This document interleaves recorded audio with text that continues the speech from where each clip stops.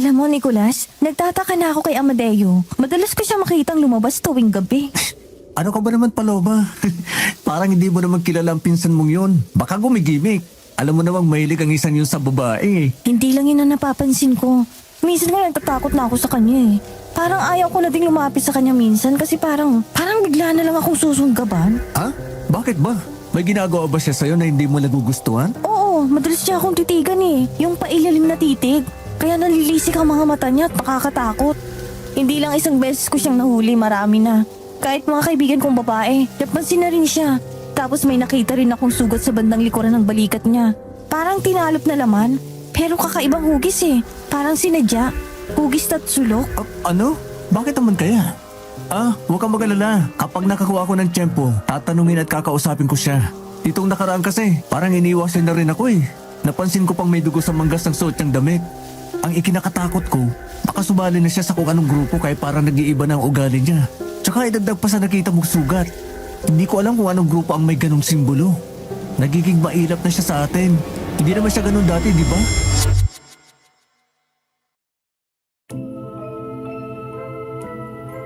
May kakilala ka bang nabaliw sa pag-ibig? Ano ang gagawin mo kung ang taong itinuring mong pinakamalapit sa iyo ay nagawa kang ipahamak? Mapapatawad mo pa ba siya? Naway masagot ninyo ako sa comment section kung sakali mang mapiling itampok ang kwento kong ito. Kung gusto nyong malaman kung anong nangyari pagkatapos ng naging usapan ni Nicolas at Paloma, sumubaybay kayo sa aking kwento hanggang dulo.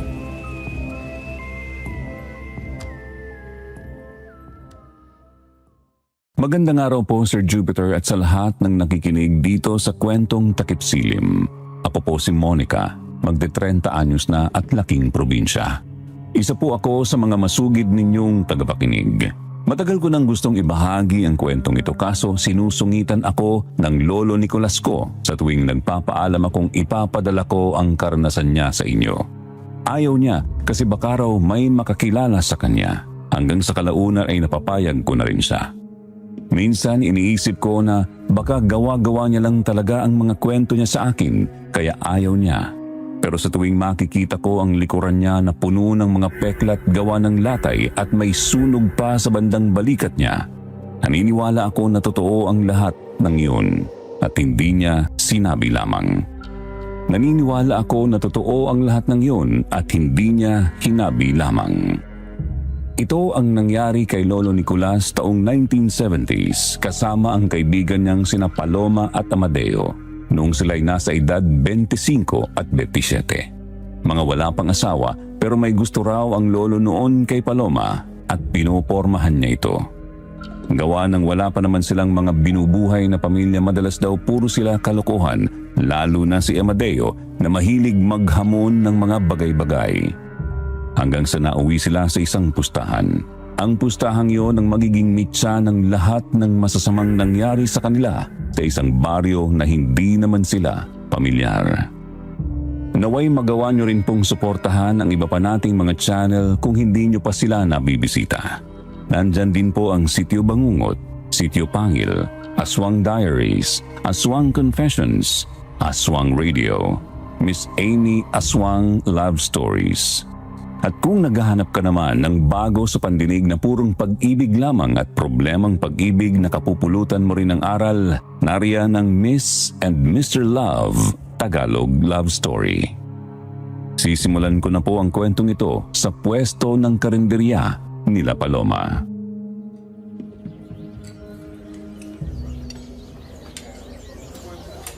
Isang sinigang nga, Paloma.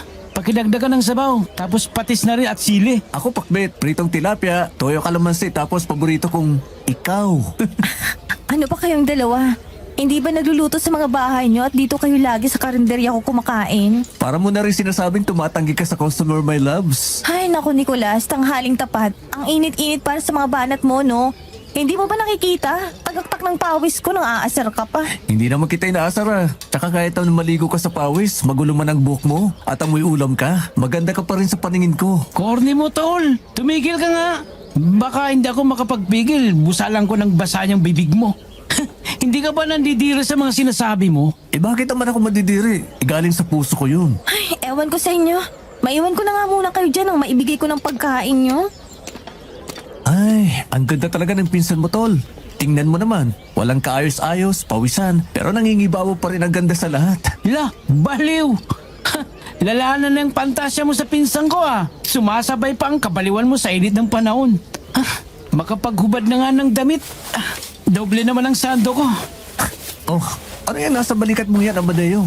Parang sugat yan ah. Tatsulok, ano yan? Ah? Ito ba? Hmm, Wala to. Napagtripan lang namin magbabarkada na sunugin ang balat namin. Dagmar ka ba? Pare-parehas kaming naglagay. Tanda ng pagkakaibigan. baduy. Eh, ang sakit niyan. Sakto lang. Kailangan mo magtiis sa sakit kung talagang gusto mo. Eh, tayo, ano sa atin? Mula bata pa tayo, magkaibigan na tayo. Halos magkapatid na nga, pero wala tayong ganyan eh. Akala ko ba, Baduy? Gusto mo ba? Sus, baka naman hindi mo kayanin ang sakit. Makagat ka pa nga lang ng kung anong insekto para ka nang lalagnatin. Dino, grabe ka naman. Eh, totoo naman, di ba? Hayaan nga kitang sundukan. Di ka papalag eh. Takot ka lang masaktan. Ay, kahit matira matibay, kung tayong dalawa, hindi kita uhurugan. Oh, ayan ang mga order nyo. Dinagdagan ko na lang ng dinuguan. Sagot ko na yan. Uy, dinuguan. Meron pala kayo nito? Ah, shit, sarap nito. Mukhang mapapa-extra rice ako ha. Kumakain ka na ng dinuguan, Teo? Kay Nicolas sana yan eh. Kasi sa pagkakaalam ko, ayaw mo niyan mula pa bata tayo kasi diring-diri ka sa dugo ng baboy. Noon yun, insan. May isang beses kasi akong nakatikim ng dinugan sa bahay ng barkada ko. Ayun, hinanap-hanap ko na ng panlasa ko. Masarap naman pala talaga. Masyado lang akong nag-iinarte noon. Ganun ba? O sige, kumain lang kayo ng kumain, Nicolas dyan. Daming tao eh. Tawagin niyo na lang ako o kayang kapatid kong si Buboy kapag may kailangan kayo ha. Dito muna ako sa likod ng kusina. Maglalabas pa ako ng ibang ulam eh. Sige, my loves, pahinga ka rin ha. Saka maglagay ka ng bimbo sa likod mo para hindi ka matuyuan ng pawis. Oo na, Nicolas. Kumain ka na lang dyan. Mauubusan ka na ng dinuguan ni Amadeo sa sobrang landi mo.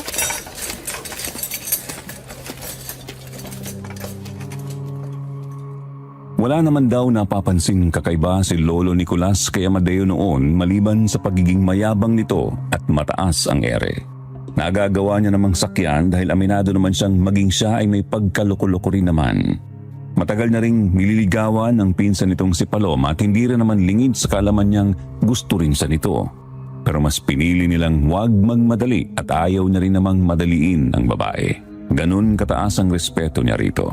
Tsaka nasiguro na rin naman daw nila ang isa't isa na sa dulo sila ang magkakasama. Yun nga lang parang medyo tutol pa sa kanya si Amadeo noon kahit na magkaibigan sila, sanggang dikit at kapatid na nga ang turingan nila. Pero pag usaping Paloma, naiinis si Amadeo. Tila ba ayaw siya nito para sa pinsan. Hindi na lang din niya ipinipilit at baka mauwi pa sa pagtatalo.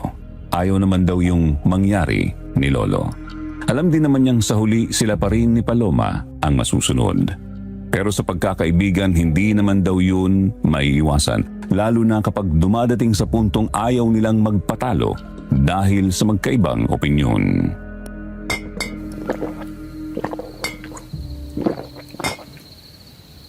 Nasisiguro ko sa'yo, tol. Kayang-kaya ko yung kuhain. Si Celia pa? Nako, sino-sino lalaki na ngang nakasiping nun. Di nyo lang alam. Mukha lang siyang hindi makabasag pinggan. Pero, nasa lubang gulo niyan. Ano ka ba naman, Deo?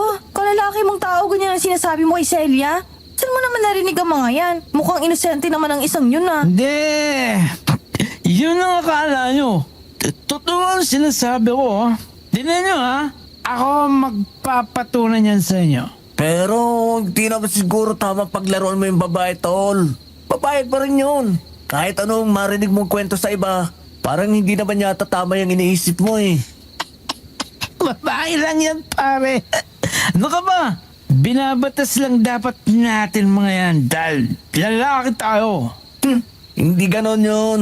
Para mo na rin sinasabing kaya mong batasin ang nagluwal sa'yo, si Nanay Linda. Para namang anghel sa sinasabi mo, bakit kasama na si Paloma eh. Sigurado naman ako kung wala siya. Sasangayon kasi sinasabi ko eh. Hindi pa rin.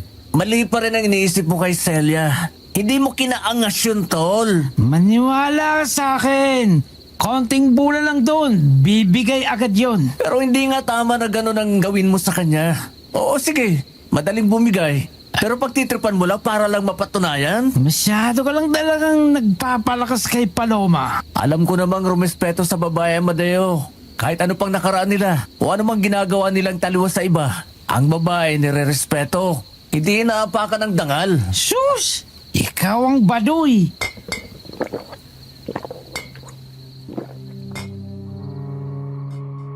Medyo napipikon na raw noon si Lolo pero kilala niya na kasi sa ganoong ugali ang kaibigan kaya nasanay na lang din siya.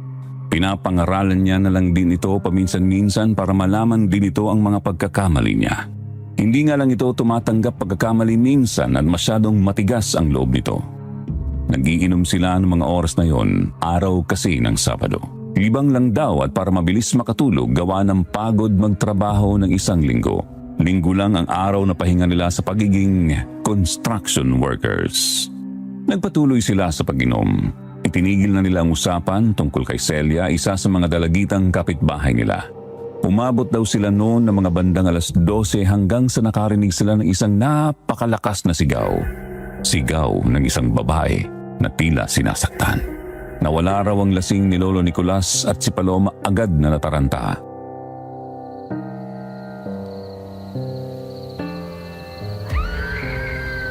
Ano yun? Saan galing yung sigaw na yun? Ha? Oo nga. Parang si Celia yun ah. Huh? Ay, sumigaw ba? Ano na yan? Baka sumigaw lang sa sarap. Hindi, umayos ka nga, Amadeo. Baka kailangan ng tulong ng tao. Halika, Paloma. Sundan natin kung saan galing ang sigaw. Mag-isa pa naman yun sa kanila. Wala siyang kasama, di ba? Nasa Maynila mga magulang niya. Oo. Hala, baka pinasok na siya sa kanila.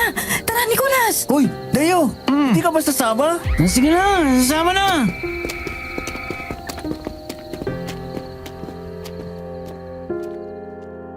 Hindi nila alam kung ano ang nangyayari kay Celia noong mga oras na yon. Sa sigaw nito tila ba may kung anong nakita at inaatake siya. Habang papalapit sila sa bahay nila, unti-unti na ring humihina ang sigaw hanggang sa tuluyang nawala. Naglabasan na rin ang mga nabulabog na kapitbahay na hindi man lang nag-abalang lumabas agad. Marahil nagising lang din sila sa pagkakahimbing ng tulog dahil sa malakas na panahaw ng babae. Lahat sila pare-parehas lamang ng tanong. Anong nangyayari kay Celia para sumigaw siya ng ganun kalakas na buong barangay nagising niya? Sarado ang mga pinto ng bahay, ganun din ang bintana pero napansin nila ang bubong na may sira. Tila meron daw ng pumilit na pumasok at doon dumaan.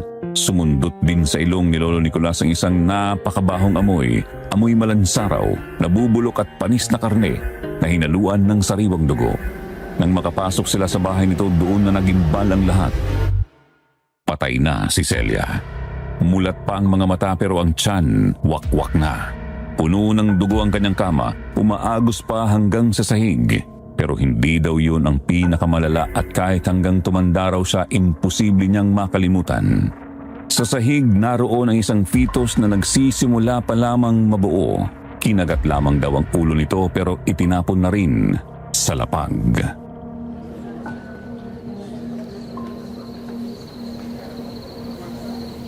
Diyos ko po! Sino may gawa nito kay Celia? Putya, pinag-uusapan pa lang natin sa kanina tapos ganito ang mangyayari sa kanya. Hindi kung sino ang gumawa nito sa kanya. Makaaswang gaya ng naririnig ko. Aswang? Posible nga kayong nagbalik sila rito sa baryo natin? Hindi ba't ang sabi nila, naubos na sila ng mga manunugis noon? Imposibleng maubos ang mga yan, Paloma. Baka nagtatago lang ang iba sa kanila. Kawawa naman si Celia. Buntis siya? Posible nga ang aswang gumawa nito. Baka nagutom dahil naamoy siya. Kawawang babae. Bakit kasi wala siyang kasama rito sa kanila? Nakampante mga magulang niyang iwan siyang mag-isa. Naririnig kong nag-uusap yung mga kapitbahay ngayon, Lan.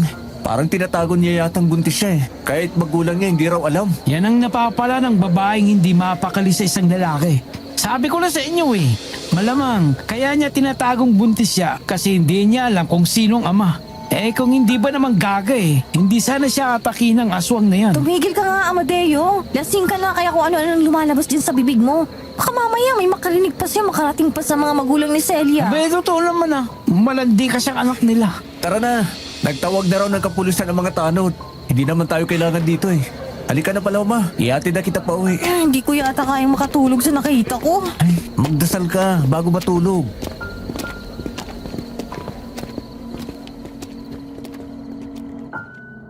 Nagsimulang matakot ang mga tao sa kanilang baryo mula ng gabing atakihin si Celia ng aswang. Hindi makapaniwala at sising-sisiraw ang mga magulang nito. Pero hindi lang ang aswang ang bumabagabag sa isip ni Lolo Nicolas. Gabi-gabi raw siyang hindi pinapatulog ng mga bagay na tumatakbo sa isip niya. Hindi lang tungkol sa aswang, kundi pati na rin sa nakita niya sa sahig ni Celia. Hindi yung sanggol, kundi yung hugis na nakaguhit doon gamit ang dugo. Malaking tatsulok na may mata sa loob. Isang simbolong gawa ng kalaban o ng mga alagad ng dilim. Kaya hindi niya masiguro kung aswang nga ba o kagagawan niyon ng kulto.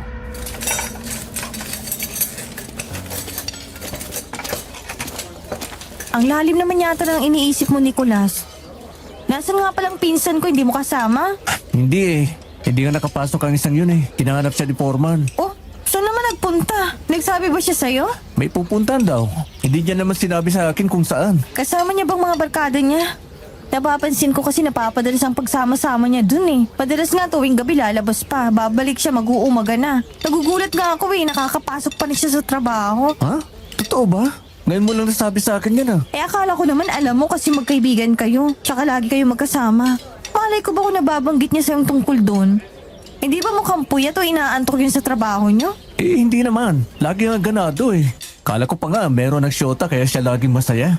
Ngayon lang yun hindi pumasok. Sa tingin mo ba meron siya hindi sinasabi sa atin? Pwede. Baka hindi lang tutungkol sa iba niyang barkada. Baka meron na talaga siyang syota na gabi-gabi niyang pinupuntan kaya siya umaalis. Tapos papasok siyang masaya. Pwede, pero bakit naman niya ililihim sa atin? Dati-rati naman kapag meron siyang nililigawan o kaya naman may kursunada siya. Tayo ang una niyang sinasabihan, di ba? Oo nga. Pero baka gusto niya munang maging pribado hanggang sa maging sigurado siya. Alam mo naman si Amadeo, may pagkaluko-luko rin talaga minsan eh. Bihirang magseryoso sa babae. Sa bagay. Eh sana lang magseryoso na talaga siya ngayon kung totoo ang meron siyang kinagigiliwang babae ngayon. Ay, naku my loves. Ipagdasal na nga lang natin yan na makuha niya ang pagiging lover boy ko. Corny mo, baduy. Ayos lang, maging corny at badoy, basta sa'yo lang. Ewan ko talaga sa'yo, Kulas. Kumain ka na nga lang dyan. Hoy, sabay mo ko. Hindi na, mamaya na ako. Parating na rin yan ng mga estudyante kaya daragsang kakain dito.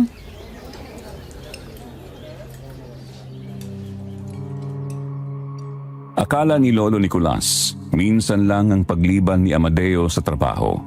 Pero napapadalas daw yun. Kapag tinatanong niya naman kung may problema ba ito, wala naman daw tapos iiwas na. Hindi niya maiwasang maisip na baka may dinadala itong problema at naihiya lang magsabi. Maging ang pamilya nito ayon kay Paloma ay napapansin na rin ang mga kakaibang bagay sa kanya. Siguro may isang buwan din daw na naging ganoon ang sistema ni Amadeo. Hanggang sa bumalik din ito sa dati. Pero ang nakakapagtaka, bumait daw ito. Malayo sa dati nitong ugali na masyadong mayabang at parang laging naghahamon. Kaya naman sina Lolo Nicolas at Paloma nakumbinsi na meron nga itong nobya na siniseryoso. Hinayaan na lang daw nila dahil alam nilang kung totoo nga baka yun ang makabubuti para sa kaibigan.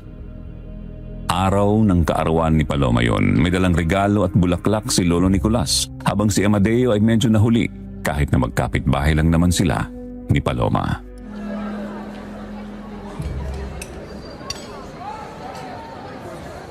Happy birthday my loves. Pasensya ka na dyan sa regalo ko ah. Pero may bulaklak naman. Ano ka ba? Hindi mo naman talaga kailangan mag-abala pa. Salamat. Si Deo pala nasa na. Dinaanan ko sa kanila. Susunod na lang daw. Napapagwapo pa ng gusto eh. Spray ng pabango. Medyo masakit na sa ilong eh. Baka ipapakilala niya sa atin ang nobya niya. Ano sa tingin mo? Siguro, wala naman siya sinasabi sa atin. Oo, ayan na pala siya. Happy birthday, mahal kong pinsan! Thank you, Deo. Ay, pasensya ka na ha. Wala akong dalang regalo. Ayos lang. Sanay naman na ako, hindi ka nagbibigay ng kahit ano. Ang bala ko kasi, isama ka sa bayan. Ikaw ang papipiliin ko ng kahit anong gusto mo. Ha? Sino ka? Si Amadeo ka ba talaga? Parang hindi ikaw ang pinsan ko ah. Oo nga, bago yan ah. Mukhang masyado ka nang bumabay, tol. Nagbago na ba ang pangarap mo? Gusto mo nang pumunta sa langit? Gago! Masama bang itreat ang pinakamaganda kong pinsan kahit minsan? Lahat ng gusto mo, Paloma, bibili natin. Aba, mukhang meron ka na ng girlfriend kaya bumabait ka na. ha? Girlfriend? Sino mong may sabi sa'yo meron akong girlfriend? Nililigawan nga, wala eh. Eh bakit parang nag-iiba ng ugali mo? Ayaw nyo ba nun? Reklamo kasi ka ng reklamo nito ng si Nicolas eh. Kaya sige na, babaguhin ko na lang ugali ko kasi mukhang tama naman talaga kayo eh. Kaya bukas ha, sabayan tayo. Teka, kasama ba ko dyan? Hindi, umanap ka ng sarili mong lakad. Date lang na magpinsan to. Grabe ka naman. Pero sige na nga, minsan mo lang naman ayahin lumabas si Paloma. O tsaka, nagsasawa na rin ako sa mukha mo kaya pwede ba maglubay-lubay ka muna sa akin? Huh? Pero teka, kung bibilhin ko lahat ng gusto ko, saan naman galing ang pera mo? Di ba sapat lang naman ang sahod mo sa inyo? Basta Paloma, ako nang bahala sa'yo bukas. Kakain pa tayo sa mamahaling restaurant kasi deserve mo yun eh. Pambawi ko sa mga birthday mong wala akong dalang ni isang regalo. Okay, sige. Mula ngayon, ikaw ng pinakapaborito kong pinsan. Ba? Dapat lang.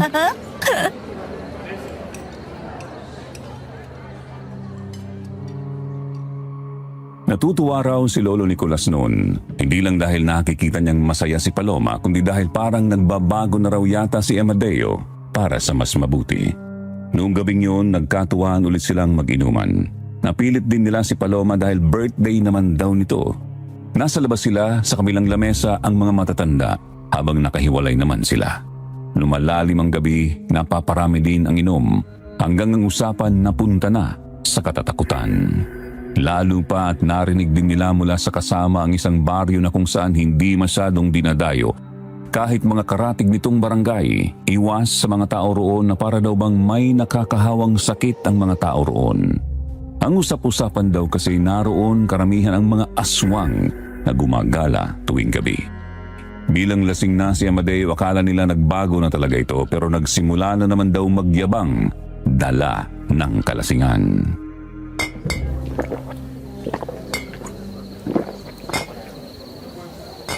Ay sus! Wag nga kayong nagpapaniwala sa kahit anong kwento tungkol sa Sitio Dolores. Taga roon lang isang barkada eh. Hindi naman nakakatakot doon.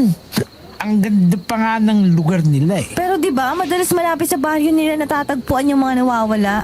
Kaso bangkay na. Tapos walang halos lamang loob.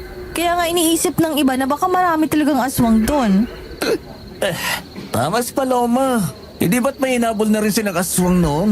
Dumiretso doon sa Sitio Dolores. Bigla na lang nawala sa dilim kasi mapuno. Tapos yung mga tao pa doon kumakatingin. Para kang lalamunin ng buhay. Mababait sila doon. Nakapunta lang ako doon eh. Kulit nyo. Kung gusto nyo, magpustahan pa tayo eh. Malapit na ang pesta sa kanila. Sa susunod na linggo na. O bakit hindi tayo pumunta para mapatunayan kung totoong sinasabi ko? Pustahan? Anong klaseng pustahan naman yan? Paano kapag napahamag tayo doon kapag nagpunta tayo? Hindi na tayo nakalabas. Hindi yan. O sige, kapag napatunayan kong wala kahit anong dapat na ikabahala sa baryong yon, titigilan mo na ba si Paloma? Oh, paano naman ako nadamay sa pustahang yan? Tsaka bakit naman ganyan? Oo nga, Tol. Bakit naman si Paloma ang lagay sa pusta? Alam mo namang mahal na mahal ko yung pinsan mo eh. Hindi ko kaya yan.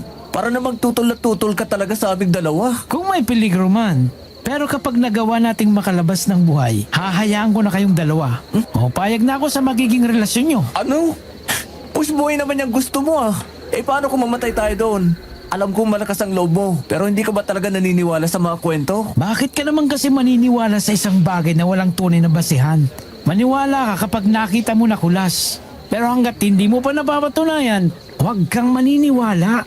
Wala namang masama sa pag-iingat, Deo. Hindi natin masyadong kabisadong lugar na yon. Kahit malapit lang dito sa atin. Ayaw nyo ba nun? Mag-stay lang naman tayo ng isang buong gabi. Kapag wala talaga, sige, walang panalo o talo sa pustahan. Sumama lang kayo sa akin. Hahayaan ko na kayong dalawa kahit magpakasal na agad kayo. Basta mapatunayan ko lang na ang mga tao ron, hindi masasamang tao tulad ng inakala nyo.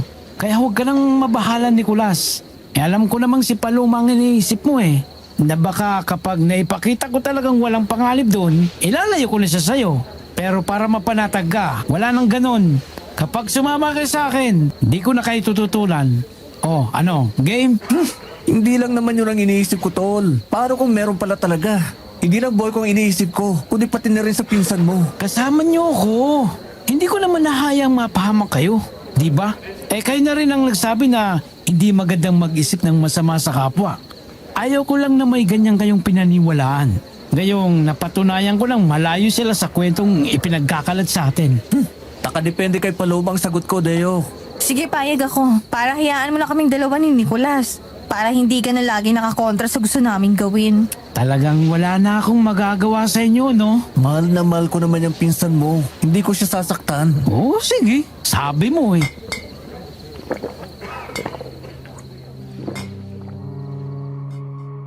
Akala ni na Lolo Nicolas at Paloma usapang lasing lang daw kasi lango na sa alak si Amadeo noong mga oras na yon. Pero hindi raw pala talaga ito nagbibiro. Nang lumabas daw ang magpinsan, muli itong inungkat ni Amadeo kay Paloma kaya naman wala na silang magagawa kundi pumayag na lang sa gusto nito. Hindi mapakali si Lolo Nicolas. Bata pa lamang daw kasi siya, marami na siyang naririnig na kwento tungkol sa baryong yon. Hindi dinadayo kahit na usap-usapang napakalinis ng tubig sa kanilang ilog at meron ding itinatagong talon. Hitik din daw mamunga ang kahit anong tanim, tila masagana ang lupa. Hindi naman naakit nito ang iba na pumunta. Merong mga nangahas pero uuwing may kwentong kababalagan.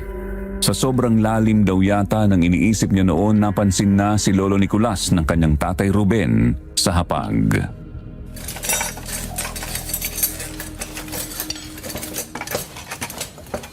Para kang wala sa sarili ko, Las. Kanina mo pa pinaglalaroan yung kanin sa plato mo. Alam mo, masama yan. Oh, Ay, hindi mo ba gusto ang ulam? hindi naman po, Tay. Pero may tanong ako sa inyo. O ano yon? Kanina mo pa sana itinanong para hindi ka isip ng isip dyan. Kasi Tay, nakapunta na ho ba kayo dun sa Sitio Dolores kahit isang beses? Ay, sa Dolores? O hindi pa. Ni minsan, hindi ko rin sinubukan. Sinanay ang Lola Crisantamo. May kwento kasi siya sa amin noon. Taga roon daw kasi ang isang pinsan ni tatay. Yung binyag ng anak, kaya nagpunta sila. Buntis daw sa akin noon ang nanay, kaso ang tatay nayang mag-inom. Inabot daw sila hanggang hating gabi. Ayun, nung pauwi na sila, parang may bumubuntot daw. Tapos, mabaho ang amoy ng paligid. Bigla na lang may sumulpot na aswang. Malaking nilalang. Mabuti na lang daw dahil nga buntis ang nanay. Ugali na nilang maglagay lagi ng asin sa bulsa. Napalis nila. Simula noon, hindi na nila sinubukan pang bumalik doon. Ganun po ba? Ibig sabihin, totoo palang delikado doon? Hindi ko sigurado. Baka nagkataon lang. Pero hindi ko sinubukan minsan na magpunta roon. Kahit nasabi nila, kwento-kwento lang naman daw ang meron doon. Siyempre, iba pa rin naman ang nag-iingat. Bakit mo nga pala na itanong? Si Amadeo po kasi, Tay. Inaya kami ni Paloma na magpunta roon sa fiesta. Nakapunta na raw kasi siya doon eh. Tsaka may kaibigan daw siya doon nakatira. Maayos naman daw ho. Malayo sa kwento ng mga tao. Hindi pa rin niya sigurado kung anong kapahamakan ang meron sa isang lugar na ilang beses niya lang napuntahan. Hindi mo malalaman kung kailan susulpot ang panganib, Kulas. Kasi naman, Tay, hindi na kami makatanggi pa ni Paloma. Ang sabi niya, kapag daw sumama kami, hahayaan niya na kaming dalawa ni Paloma na magkatuluyan. Bakit ba kasi tutol na tutol sa inyo? Kilala ka naman niya. Matagal na kayong magkaibigan. Ano ba bang ikinababahala niya? Sa lagay niyo ni Paloma, may relasyon naman talaga kayo kung titingnan. Siya lang itong pigil ng pigil. Hindi ko ka rin po alam eh. Pero umuuna rin po kami nang matahimik na rin siya. Kung tutuloy man kayo, siguraduhin niyo lang na mag-iingat kayo. Tsaka magdala na rin kayo ng kahit anong pangontra laban sa masasamang nilalap. Para naman maging handa kayo kung sakali, hindi ba? Sabi ko nga, di naman natin alam kung kailan susulpot ang kapahamakan sa harap mo. Mas mabuti nang may handa nyo ang mga sarili nyo. Lalo na yan si Paloma. Ingatan mo siya. Babae pa naman din. Opo, Tay. Tsaka baka magawan din namin ng paraan ni Paloma na makumbinsi si Deo na wag nang tumuloy. Ayun na nga ang mas maigi.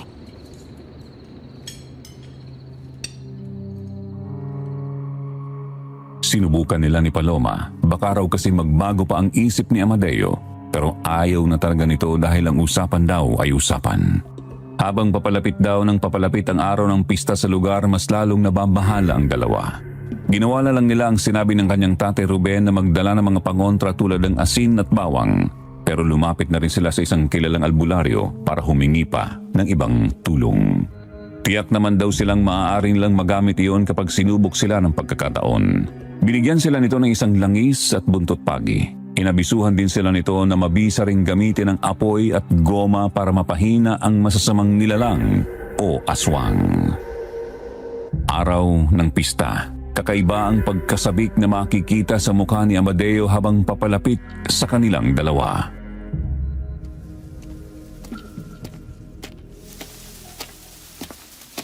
O ano? Ready na ba kayo?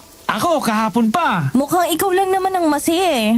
Pwede bang wag na lang tayong tumuloy? Ano ba naman kayo? Masyado kayong natatakot. Ako ang bahala sa inyo. Tsaka, hindi naman kita pababayaan dun, Paloma. Yari ako kinatsang kapag may nangyaring masama sa'yo. Tsaka, mahal kita, no? Ayokong may mangyaring masama sa'yo. Mahal, kadiri ka, Deo. Kahit magpinsan tayo, di ko maisip na sasabihin mo sa akin yan ng harapan. Ayaw mo nun? Para ano mo, no? Parang hindi naman na yata kailangan pang ipaalam. Mabuti pang iparamdam. Nako, ayan ka na naman sa pagiging corny mo. Kung ako sa'yo, tigilan mo na yan, tol. Ewan ko sa'yo, Deo. O ano, tara na ba? Mukhang ready na rin naman kayo sa mga itsura nyo eh. Pero hindi ba pwedeng wag na tayo magpalipas ng gabi doon? Kahit pumunta na lang tayo. Saan naman kasi tayo matutulog doon? Hindi naman pwedeng magpalipas ng gabi sa inuman. Paniguradong patay kayong dalawa sa alak mamaya. Paano naman ako? Huwag mo nang isipin yan. Inimbita tayo ng isa kong kaibigan kahit wala siya dun. Kilala ko rin ang mga magulang niya. Mababait ang mga yon. Ang sabi, pwede raw tayong makitulog sa kanila. Hindi naman ba nakakaya yun? Dumayo tayo para sa fiesta. Tapos hindi tayo uuwi. Pakikitulog tayo sa ibang bahay. Buti rin sana kung nandun ang barkada mo. Kaso sabi mo wala eh. Sila mismong nag-alok nun eh. Tsaka, gusto naman nila yun. Bibihira daw kasi talagang may pumupunta sa kanilang ibang tao. Kaya natutuwa sila kapag may mga hindi takot na bumisita.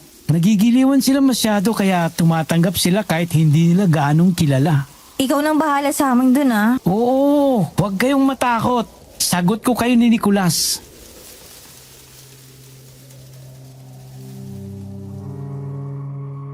Tuluyan na silang walang nagawa. Sumunod na lang daw sila lolo kay Amadeo. Bumiyahe sila sakay ng jeep papunta sa kalapit lang din namang barangay. Pero tinamad silang maglakad dahil sa tirik na araw. Nang makababa, sumakay pa sila ng tricycle. Tumatanggi pang araw noon ang driver dahil hindi nila gustong pumasok sa barangay na yun. Napilitan na lang din matapos sabihin ni Amadeo na magbabayad siya ng doble. Hindi maintindihan ni Lolo Nicolas noon kung bakit ipipilit ni Amadeo ang lahat. Makadalo lang daw sila sa pista.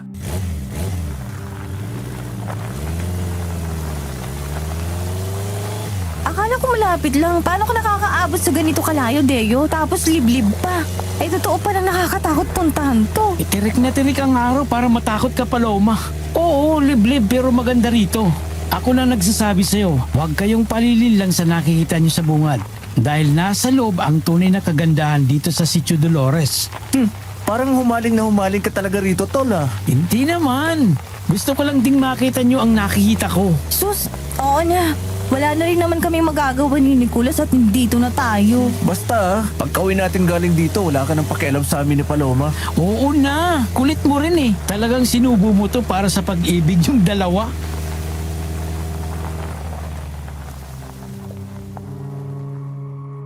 Higit 15 minutos din daw silang lulan ng tricycle bago ito huminto sa isang tabi. Hanggang doon na lang kasi ang daan at hindi na kayang suungin pa ng diretso dahil masyado ng lubak at makitid na rin daw ang daan. Bumaba sila pero hindi pa rin nila makita ang mga kabahayan. Nagtataka si Lolo Nicolas kung bakit tila sobrang layo naman daw ng lugar. Matapos magbayad ni Amadeo sa driver, humaharurot daw itong paalis at nag-sign of the cross pa. Nawala lang daw ang paningin ni Lolo sa sasakyan nang tapikin siya ni Amadeo sa balikat.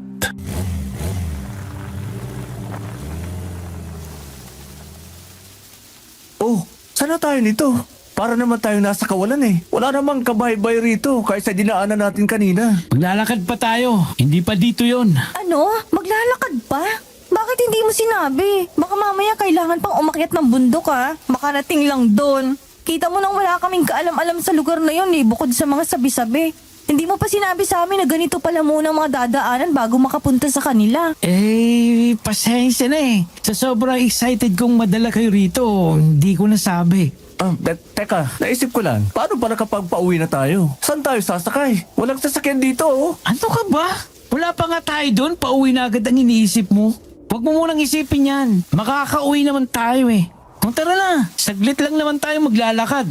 Siguro mga 10 minuto lang. Siguraduhin mo lang at ayoko naglalakad ng napakalayo. Kahit sanay akong palakad-lakad sa karinderya, no? Problema ba yon? Eh di, ibabakay kita. Tara na nga. Baka kanina pa naghihintay si Mang Haman at Aling Prudencia. Oh, sino naman ang mga yun? Yung mga magulang ni Kaloy, kung saan din tayo tutuloy.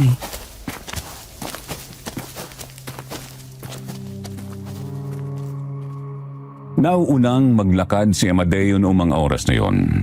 Tahimik sila pare-parehas habang inililigid ni Lolo Nicolas ang paningin niya sa paligid. Habang lumalalim sila sa isang daang pinasukan nila, unti-unti raw nagbago ang itsura ng paligid. Taliwas sa inaakala niyang magiging madilim ang daan dahil sa nagtataas sa mga puno, tila naging kabaliktaran pa raw. Naging makulay ang paligid. Maraming mga bulaklak, yung iba hindi pa raw pamilyar si Lolo Nicolas kung ano ang tawag. May mga punong hitik na hitik sa bunga tulad ng mangga at makopa. Hindi niya na mapangalanan ang lahat ng nakita niya pero namamangha raw siya. Para daw siyang nasa paraiso kasi hindi mapaniwalaan ni Lolo ang mga bagay na nakikita niya. Nang tingnan niya si Amadeo, kitang-kitang pagmamalaki sa mukha nito. Ipinapahiwatig na iyon ang sinasabi niya. Maging si Paloma naiengganyo sa mga nakikita. Naaakit na pumitas pero pinagbawalan daw siya ng pinsan. Hanggang sa unti-unting lumitaw ang mga kabahayan. May isang maliit na arko. Nakalagay roon ang Sitio Dolores. Akala nila sobrang dami ng mga tao roon pero kakaunti lamang ang mga bahay. Kung tama raw ang pagkakatanda ni Lolo, siguro daw ay nasa 15 lamang ang mga bahay na naroon at medyo magkakalayo. Bawat isa may malawak na bakuran. Sa palibot ay mga puno kaya mas lalong nagmukhang tago ang kanilang lugar. Sa aming paglalakad may lumabas na 2 matanda, mag-asawang giliw na nakangiti sa kanila lalo na nang makita si Amadeo.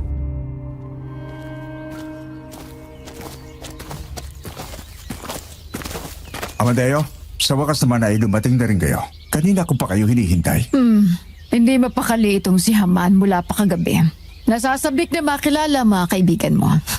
Akala niya nga hindi na kayo darating. Talas-tras na rin halos. Ay, oo po, Mang Haman. Aling Prudencia. Medyo natagalan lang sa paghanap ng masasakyan. Ayaw pa rin ba nilang magsakay kapag dito ang tungo? Oo po.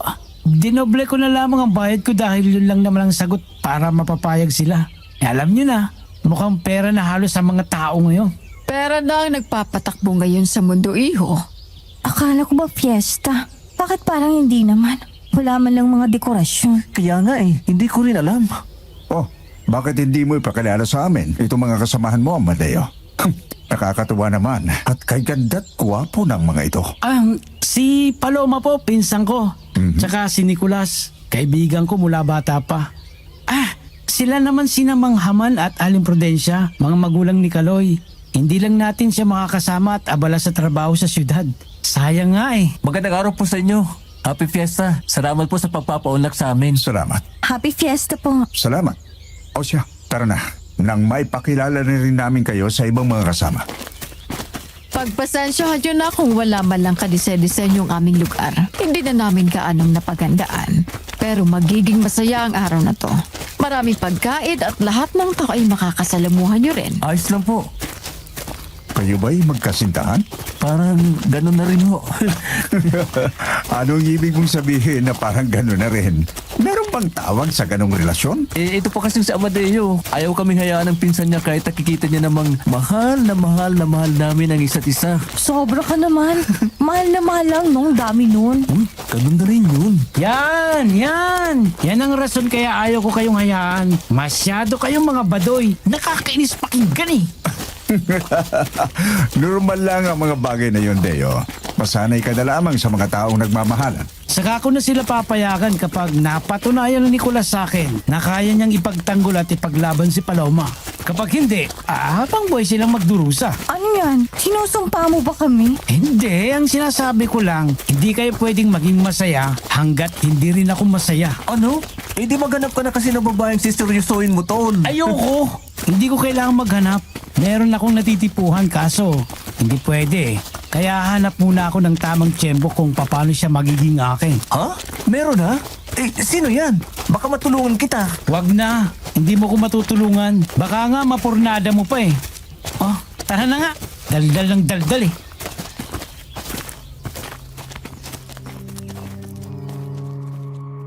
Tumuloy sila, sumusunod sa dalawang matanda.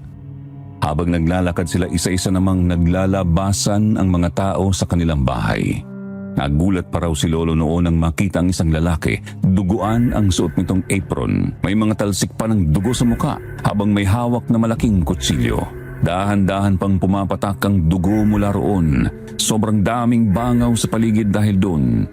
Napakapit daw sa braso niya si Paloma, lalo na nang mapansin nilang iba ang tingin nito sa kanya. Biniro naman ito ni Mang Haman. Natatakot daw sa kanya ang mga bisita at mas mabuti raw kung bumalik na ito sa pagkakatay ng baboy. Doon lang sila nakahinga ng maluwag.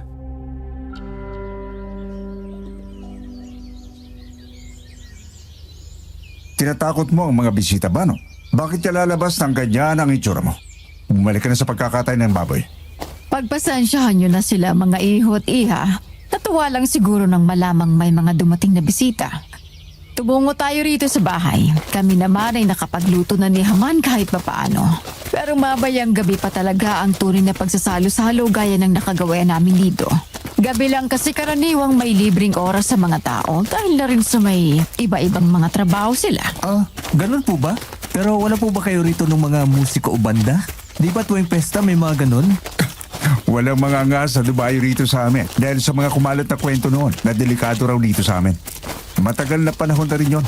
Kumalat ng kumalat at pinaniniwala ng halos lahat. Pero sa Madeo ang patunay, naligtas dito sa amin. Di ba, Deo? Opo. Kaya ko nga isinama itong dalawa rito eh. Naniniwala kasi sila sa mga naririnig nilang kwento sa iba. O ayun, nung nakita naman nila na ang dinaraanan namin, mga sa nakita. Gusto pa nga mamitas ng makopa. Ay, kung gusto nyo, pwede tayong mamitas nun bukas kahit anong prutos na meron dito. Pwede rin ipambaon sa paliligo o pwede rin mag-uwi. Nabanggit mo ba sa kanilang magdala sila ng damit at dadali natin sila sa talon? Talaga po? Maliligo? Mabuti na lang nagdala ako ng pamalit. Ayos yan. Dahil bukas, ipapakita namin sa inyo ang gandang itinatago ng Dolores. Total naman ay dito rin kayo magpapalipas ng gabi. Mabuti pa't lubos-lubosin nyo na. Halika't pumasok sa aming munting tahanan. Paniguradong nagutom na rin kayo sa paglalakad papasok.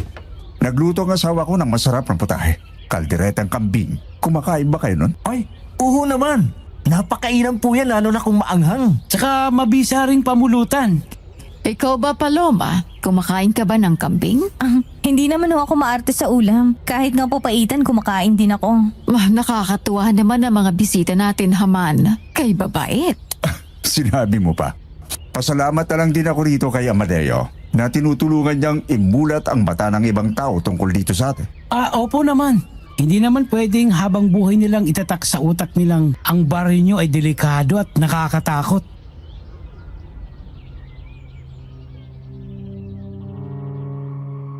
Hindi raw makapagsalita si Lolo Nicolas noong mga oras na yon.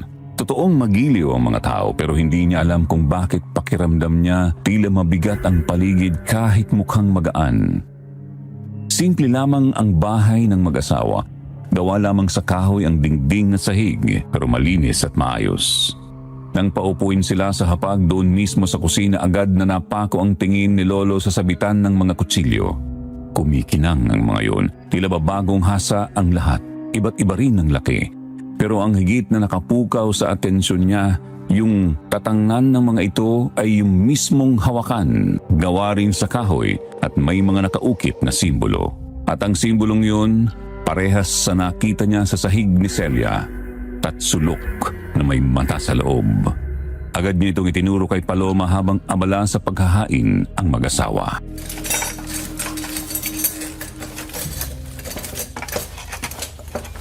My loves, nakikita mo ba yung mga yun? Alin dyan? Tsaka bakit bumubulong ka na naman? Ayun no, yung mga nasa kutsilyo. Hindi ba? Ganyan din ang nasa side ni Celia nung gabing aswangin siya. Oo nga no. Tsaka may iba pang nakaukit. Anong mga yan? Parang kakaiba. May buwan tapos apoy. Tama ba? Hindi ko lang malinaw na mabasa yung nakasulat eh. Oh, ano naman bang pinagbubulungan yung dalawa dyan ha? Ay, tingnan mo yung hawakan ng mga kutsilyo nila, Tol. Hindi mo ba natatanda ng mga yan? Katulad kasi yan nung nakita nating nakadrawing sa side ni Celia nung pinatay siya, di ba? Hindi nga. Parang wala naman akong matandang ganun eh. Gaano ka ba kalasing nun para walang matandaan? Anong tinitingnan nyo? Ha? Ito bang koleksyon ko ng mga kutsilyo? Ang ganda, hindi ba? Binibili ko ang mga yan sa isang kakilala. Magaling siyang umukit. Nabibili ba ako? Kahit ang dami ko ng kutsilyo, bumibili pa rin ako sa kanya. Oo nga po. Ang ganda. Pero hindi ba't may ibig sabihin po ang mga yan? Lalo na yung Tatsulo na may mata sa loob. Pag ano po kasi yan simbolo ng mga... Limonyo? Hindi ko alam ang tungkol sa bagay na yun, Iho. Naengganyo lang naman kasi akong bilhin nung una hanggang sa nagtuloy-tuloy na. Anak ko, napapagalitan ko na nga itong si Haman kung minsan. Ayaw magpaabot sa pagbili. Hindi naman na kailangan. Koleksyon niya, Prudencia. Hanggat may bago akong nakikita sa paningin ko, bibilhin ko. Ay, ewan ko sa'yo. Sadyang matigas ang ulo mo at ayaw mong mapagsabihan.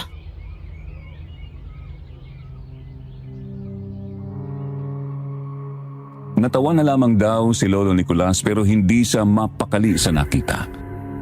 Tahimik silang kumain ng hinaing na pagkain sa kanila.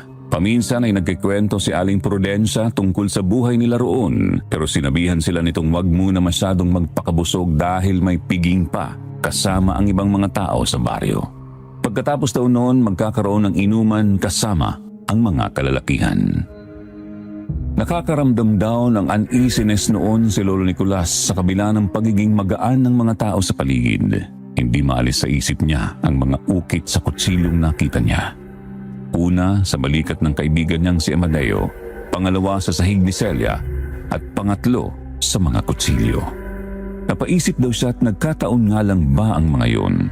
Para bang bawat subo niya ng kalderetang kambing ay may kaakibat na kaba na hindi niya maipaliwanag. Panakanakang sumusulyap si Lolo kay Amadeo na tila ba hiyang na sa lugar habang si Paloma naman ay abala sa pakikinig sa mga kwento ni Aling Prudencia ng kung ano-ano.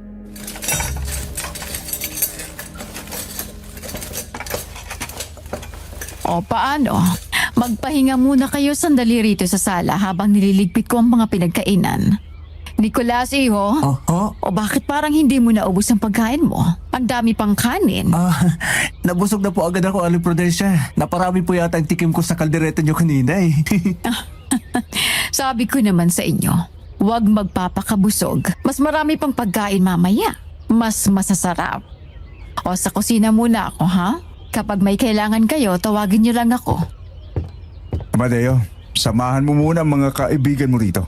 Lalabas lang muna kami saglit at kakausapin ko si Banong tungkol sa ihahain mamaya. Sige ho, Mang Haman. Oh, ano Kulas? Paloma, ayos ba? Sabi ko na sa inyo, mababait ang mga tao rito eh. Masyado lang kayong mapag-isip. Masarap nga rin ang luto ni Aling Prudencia. Pero Deo, napansin ko lang, bakit parang puro lalaki nakikita nating pakalat-kalat sa labas kanina? Natural insan, ang mga babae rito abala sa paghahanda ng mga kakainin para mamaya. Gabi talagang labas ng lahat. Pero kanina ko pa rin ito iniisip eh. Yung mga kutsilyo na nakasabi sa dingding, bakit kailangan may mga ukit na simbolo? Parang hindi naman pangkaraniwang disenyo yun eh. Kutsilyo na naman. Hindi ba sinabi na nga ni Mang Haman, koleksyon niya yon. Huwag mo nang bigyan ng mali siyang lahat ng nakikita mo. Nakakaya sa mga nagpatuloy sa atin. Nicholas, baka nga nagkataon lang. Hayaan mo na muna, ang mahalaga maayos tayong tinanggap dito.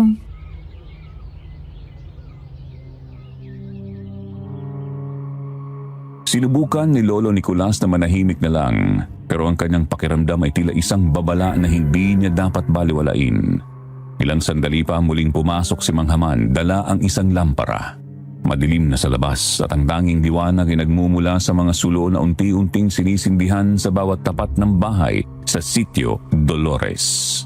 Nabanggit na ng mga ito na wala raw sadyang linya ng kuryente sa kanila dahil hindi naman daw sila pinapansin ng gobyerno dahil sa takot. Mula sa sala naririnig nila ang mahihinang bulungan sa labas, tila nagtitipon na ang mga tao para sa sinasabing piging.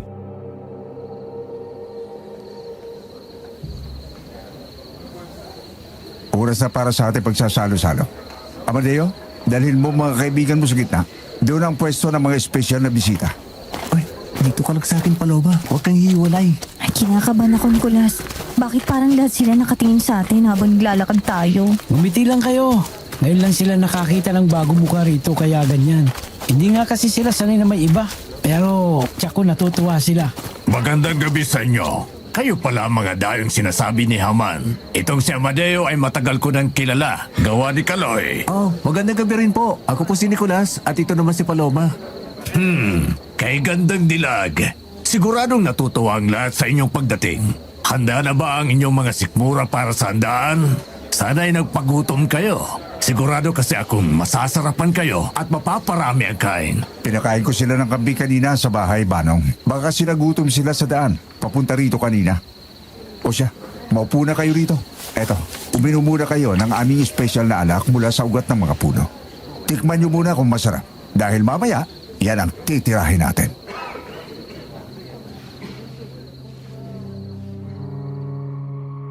Iniabot sa kanila ang isang maitim na likido sa loob ng kawayang baso. Matapang ang amoy nito na may halong tamis. Pero bago pa man makainom si Lolo Nicolas, napansin niya ang isang malaking mesa sa gitna ng plaza. Nakatakip ito ng puting tela pero may pumapatak na kung ano rito at tumatagos papunta sa ilalim. Habang dahan-dahan binubuksan ang puting tela sa gitna ng mesa, bumungad sa kanila ang naglalakihang talamnay ng karne na umuusok pa sa bango. Pero sa kabila ng kasarapan ng amoy, hindi mapigilan si Lolo Nicolas na mapatingin sa paligid. Ang mga kabataang nasa gilid ay nagsimulang magpukpok ng mga tambol na hindi niya masundan ang tono. Hindi ito ang masayang ritmo ng piyesta na nakasanayan niya sa bayan. Ang tunog ay mabagal, mabigat at tila tumitibok kasabay ng kaba sa kanyang dibdib. Habang sumusubo sila ng malalambot at malinamnam na karne, ramdam niya ang bawat titig ng mga taga-baryo na tila ba pinanonood lamang ang bawat galaw nila.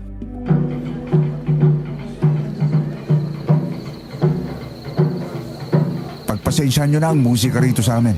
Sariling sikap lang ng mga kabataan yan. Sa layo ng lugar namin at dahil na rin sa mga kwento, walang ibang musikong gustong magsadya rito para tumugtog. Ayos lang yan, Mang Haman. Ang mahalaga ay ang paghahanda at pagkakaisa nyo rito. Uy, Nicolas, tiklan mo tong karne, napakalambot. Parang ngayon lang ako nakatikim ng ganitong klaseng luto. Pasubukan nga. Masarap nga.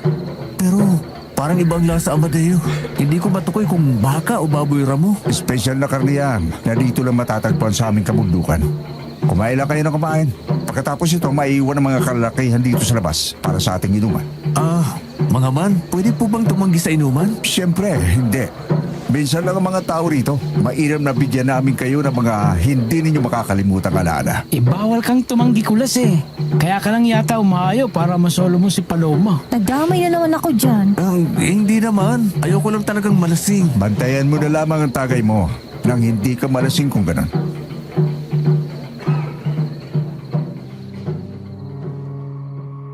Sa huli, wala pa ring nagawa si Lolo Nicolas sa gusto ng mga ito. Tahimik na lamang daw siyang kumain sa tabi ni Paloma na kinakausap ng isa sa mga babae roon. Paikot-ikot ang tingin niya. Lahat pilit na inuobserbahan, naghahanap ng kakaiba o mapupuna sa mga ito.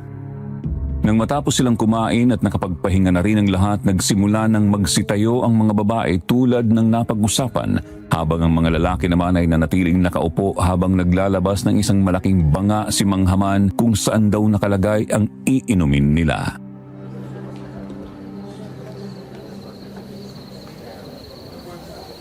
At dahil pang lalaki ang usapan dito, Paloma, Iha, sumama ka na sa akin sa loob ng bahay. Doon tayo sa taas. Maglalaro kami ng barahan ng mga kumari ko. Mainam na manood ka roon kaysa makinig sa kwentuhan ng mga to. Maya-maya lang ay gawa na ng alak ang lumalabas sa bibig ng mga yan. Aling Prudencia, baka po pwedeng dito na lang ako sa tabi ni Nicolas. Okay lang naman po sa akin kahit maingay. Nako, Iha, huwag ka nang mahiya. Mas ayos doon at maaasikaso pa kita kaysa nandito ka. Halika na. Huwag ka mag-alala sa mga kasama mo. Nandito naman si Haman para tignan sila. Sige na, Paloma. Mag-enjoy ka muna ron. Dito lang naman kami ni Nicolas Hindi kami mawawala. Tsaka ako nang bahala rito sa labidabs mo. Pero Hayaan mo na siya rito. Sumama ka na sa asawa ko at hindi ka rin naman pababayaan yan. sige po.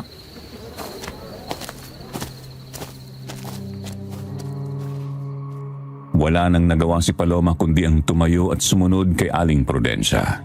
Habang naglalakad sila palayo, hindi nakaligtas sa paningin ni Lolo Nicolas ang paraan ng pagtingin ni Mang Banong kay Paloma.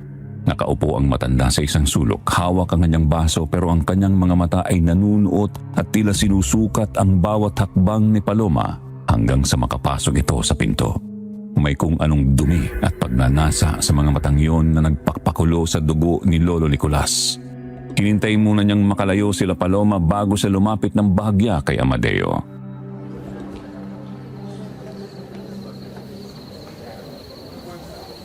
Amadeo, nakikita mo ba yung matandang si Banong? Kanina pa yung nakatitig ng kakaiba kay Paloma. Naiinis ako dyan eh. Ano ka ba, Kulas? Masyado ka namang siloso. Matanda na yun. Eh baka nagaganda lang sa pinsan ko. Hindi lang yun basta pag-Amadeo. Iba ang tingin niya. Parang hayop na kakatayin kong tingin niya si My Loves. Hindi ko gusto ang aura ng matandang yun. Tumigil ka nga. Piyesta rito, Nicolas. Huwag kang gumawa ng eksena at baka mapahiya tayo sa mga nagpakain sa atin. Hindi ako gumagawa ng eksena. Nagmamasid lang ako. Tingnan mo. Hanggang ngayon, nakatingin pa rin siya sa pinto kung saan pumasok si Paloma. Oh, uminom ka na lang ito, oh. Kalimutan mo na yung mga hinala mong yan. Masarap ang alak na to. Pampatibay ng loob. Hindi ako iinom niyan hanggat hindi ko nasisigurong ayos lang si Paloma sa loob. Bakit kailangang iiwalay pa siya sa atin? Oh, Nicolas, bakit tila seryoso yata ang bulungan ninyo riyan? Ayan ang alak. Ubusin mo yan para maging bahagi ka ng kasiyahan ng aming baryo.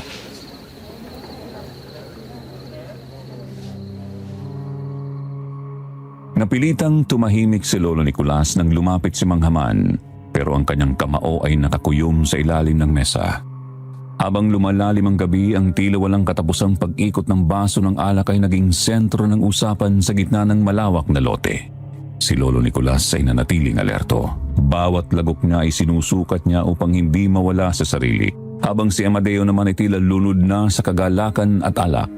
Ang halakhak ni Mang Haman ay nangingibabaw, isang uri ng tawa na nagbibigay ng kilabot sa tenga ni Lolo. Dahil bawat kwento ng matanda ay tila may nakatagong kahulugan na hindi niya makuha-kuha. Tinatagalan niya ang tagay para hindi siya agad malasing, pero pilit ng pilit ang mga kasama nila na uminom lang siya ng uminom.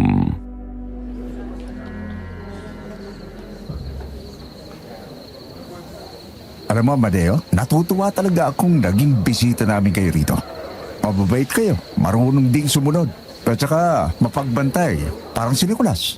Abay, ayaw talagang malasing at todo bantay ng tagay. Ganyan lang talaga yan, Mang Haman. Masyadong maingat si Nicolas eh. Pero bilib ako sa inyo. Sa kabila ng mga paratang ng iba sa inyo, marunong pa rin kayong tumanggap ng mga tao kahit hinusgang kayo. Masaya rito, di lang nila alam. Oh, Nicolas, isa pang tagay. Huwag mong tanggihan ang biyaya ng Sitio Dolores. Mas masarap matulog kapag puno ang tiyan ng alak at karne. Salamat po mga man. Pero pakiramdam ko po ay sapat na itong naiinom ko. Medyo umiikot na rin ang paningin ko eh. Baka hindi na ako makatayo mamaya. Sus, minsan lang tayo rito, Kulas. Uminom ka pa. Huwag mong hiyain si Mang Haman. Kita mo tong si Mang Banong, oh. Tahimik lang pero 5 bote na yata ang naubos. Malakas talagang uminom ng isang to. Tumador ito sa amin eh. Siya nga ang may gawa nitong alak eh. Amadeo, napansin mo ba? Halos lahat sila nakatitig sa atin mula pa kanina. Hindi nila ilaalis. Tsaka parang gusto talaga nila tayong lasingin. Praning ka lang talaga, Nicolas. Dumi ng isip mo eh. Subukan mo na nga lang magsaya. Mamaya lang, tapos na rin tayo rito. Ayoko na. Ikaw na lang ang uminom kung gusto mo.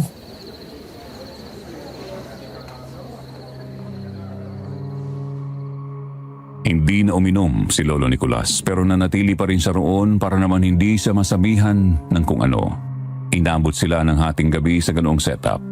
Maya-maya pa bumukas ang pinto ng bahay ni Mang Haman. Lumabas si Paloma na mabilis sa mga hakbang.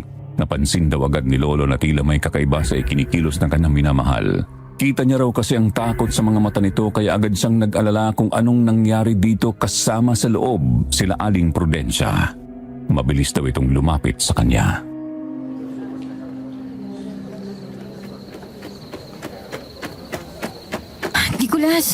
Nicolas, pwede ba magpahinga na muna tayo? Hindi kasi ako makatulog nang walang ibang kasama sa kwarto eh. Halika na, gabi na masyado. Bakit ba Paloma? May nangyari ba sa loob? Bakit parang nanginginig ka? Wala naman. Papunta kasi ako eh. Sinundo na kita rito para masamahan mo ko. Ayoko matulog doon nang wala ka sa tabi ko. Lasing ka na yata. Halika na, marami ka nang nainom. Oh, insan, maaga pa. Nagkakasiyan pa kami rito ni Mang Haman. Nakakatuwa kaya mga kwento nila tungkol sa kasaysayan ng lugar na to. Amadeo, inaantok na ako. Manatili ka rito kung gusto mo. Basta isasama ko si Kulas. Nicolas, tara na. Hindi ako matutulog hanggat hindi kita kasama sa loob ng kwarto. Mukhang hinahanap na ng kanyang kabiyak ang ating bisita. Sige na, Nicolas. Pagbigyan mo na yung dalaga. Baka magtampo pa ang ating magandang panauhin. Pasensya na po mga man. Mukhang kailangan ko na talaga magpahinga. Mauna na kami sa loob. Under desire ka talaga, Kulas. Hindi pa naman kayo mag-asawa. Sige, pumasok na kayo. Kami ni Mang Haman ang tatapos dito.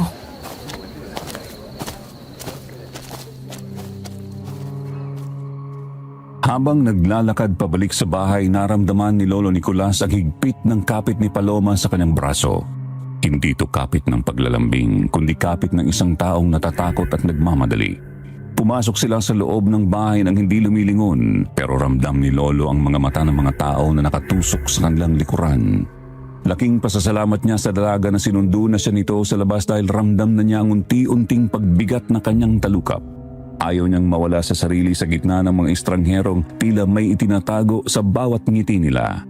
Pagpasok nila sa kwarto, agad na isinarado ni Paloma ang pinto at humarap kay Lolo na bakas pa rin ang matinding kaba sa mukha.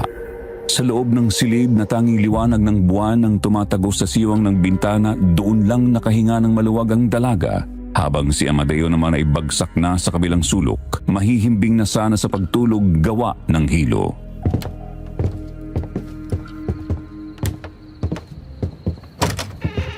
Salamat at kinuha mo na ako roon, Paloma. Muntik na akong malasing sa kapipilit ni mga man. Pero ano bang problema? Bakit parang nakakita ka ng multo nung lumabas ka? Eh kasi Kulas, hindi ko maipaliwanag. Yung mga kasama ni Aling Prudencia sa pagbabaraha, hindi sila normal tumingin habang naglalaro sila. Parang sinusukat nila yung buo kong pagkatao. Tapos yung mga ngiti pa nila, parang nakakakilabot, nakakatakot. Normal naman kung titingnan, pero hindi ko alam kung bakit parang nag-iibang pakiramdam ko kapag tinitingnan ko sila. Eh baka naman nagagandaan lang sila sa'yo, my loves. Sino ba namang hindi mapapatitig sa kagandahan mo? Eh kahit nga ako, hirap alisin ang tingin sa'yo eh. Nicolas, wag ka nga magbiro. Seryoso ako. Ibang pakiramdam ko rito. May mali talaga sa Sitio Dolores. Hayaan mo na, nandito naman na tayo sa kwarto. Bukas na bukas din, kakausapin natin sa Amadeo para umalis na tayo rito. Sige na, maiga na tayo.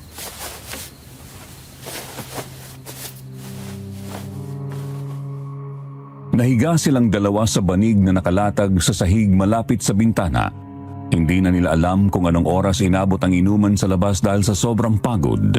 Ngunit bandang 3:00 ng madaling araw naalimpungatan si Lolo Nicolas. Hindi dahil sa pakiramdam niya tinatawag siya ng banyo, kundi dahil sa isang kakaibang tunog na pumapagaspas sa itaas ng bubungan.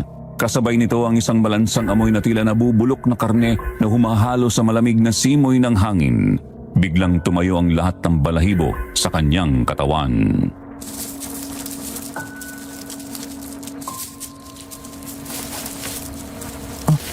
Ano yun? Paloma, gising. Bakit? Ang baho naman yata. Anong amoy ito? Huwag kang maingay. May kung anong nasa labas. Baka may aswang. Amadeo, gising.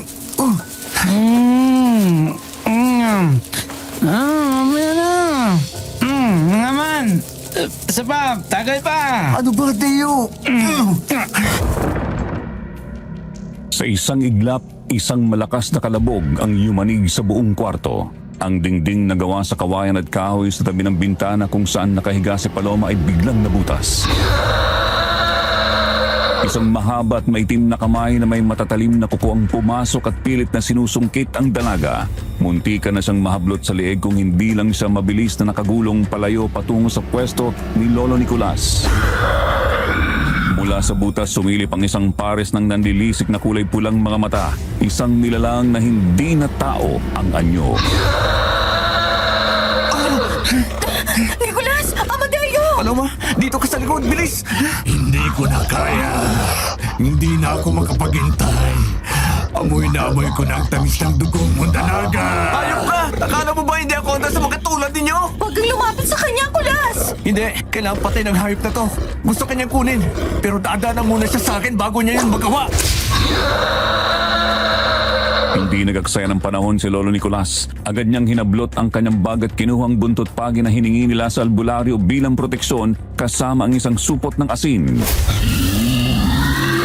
Habang umaalulong ang aswang sa labas at pilit na pinapalaki ang butas sa dingding, walang takot na hinarap ito ni Lolo para lang maprotektahan si Paloma.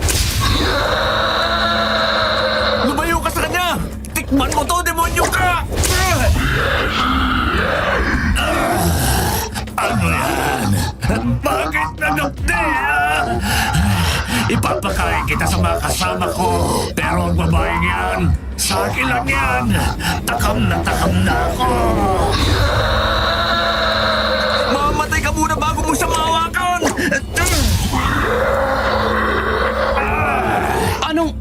Anong nangyayari?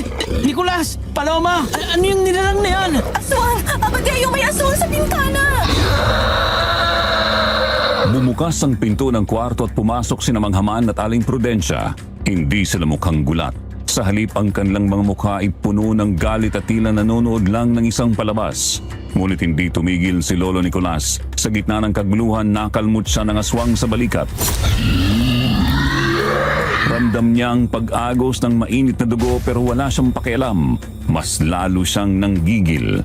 Kinuha niya ang asin at isinabo ito sa direksyon ng nilalang na nakasabit pa rin sa butas ng dingding. Tulungan niyo kami! May halimaw dito! Akin ang dalaga. Akin siya. Doon ka sa impyerno magutom! Dayo, tulungan mo naman ako! Teka, anong gagawin ko? Lumayo ka sa amin, halimaw! Ay! Bantayin mo na nga lang ang pinsan mo! Sa isang matapang na desisyon, hindi na hinintay ni Lolo Nicolas na makapasok ang aswang. Siya na ang lumabas. Tumalon siya sa butas ng bintana, bitbit ang kanyang buntot pagi. Sa labas, sa ilalim ng maliwanag na buwan, kitang-kitang nakapangingilabot na anyo ng nilalang. Kalahati na lang ang katawan at may malalapad na pakpak. Walang habas na pinaghahampas ni Lolo Nicolas ang aswang. Ang bawat latay ng buntot pagi ay nag-iiwan ng usok at sunog na balat sa halimaw. Hanggang sa huling lakas, itinusok ni Lolo ang isang matulis na kawayan na nanggaling sa nasirang dingding. Tsaka niya ito binuhusan ng asin para mas madama ang sakit. Isang huling nakakangilong tili ang kumawala rito bago ito tuluyang nangisay at naging abo sa harap ni Lolo.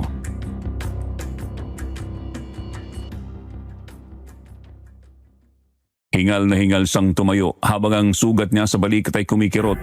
Napatingin siya sa bintana at nakitang mag-asawang Haman at Prudencia na nakatitig sa kanya. Walang kagalak-galak sa kanilang mamukha na napatay niya ang aswang na muntik nang pumasok sa kanilang pamamahay. Ni wala ring bakas ng awa dahil nasugatan siya.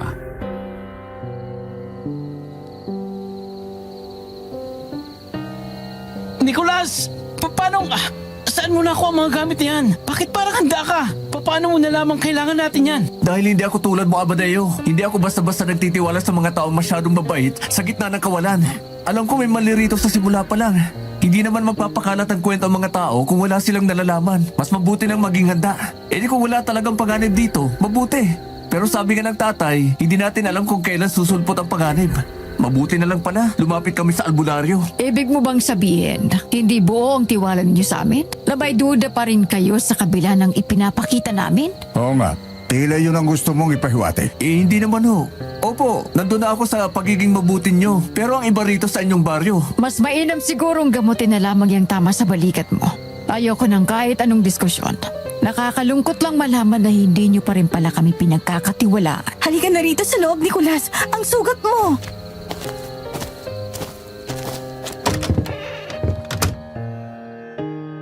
Hindi na muling dinalaw ng antok sina Lolo Nicolas at Paloma matapos ang madugong engkwentro sa labas ng kanilang bintana.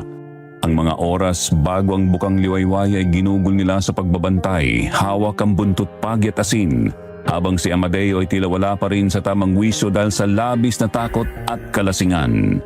Pagdating ng umaga, agad silang nag-impake. Ramdam ang tensyon sa hangin ang harapin nila mag-asawa para magpaalam. Hindi maipinta ang mukha ni Mang Haman at Aling Prudencia. Ang kanilang pagiging magiliw ay napalitan ng isang malamig na presensya na tila nagpipigil lamang ng kung anong emosyon na hindi nila lubusang mabasa.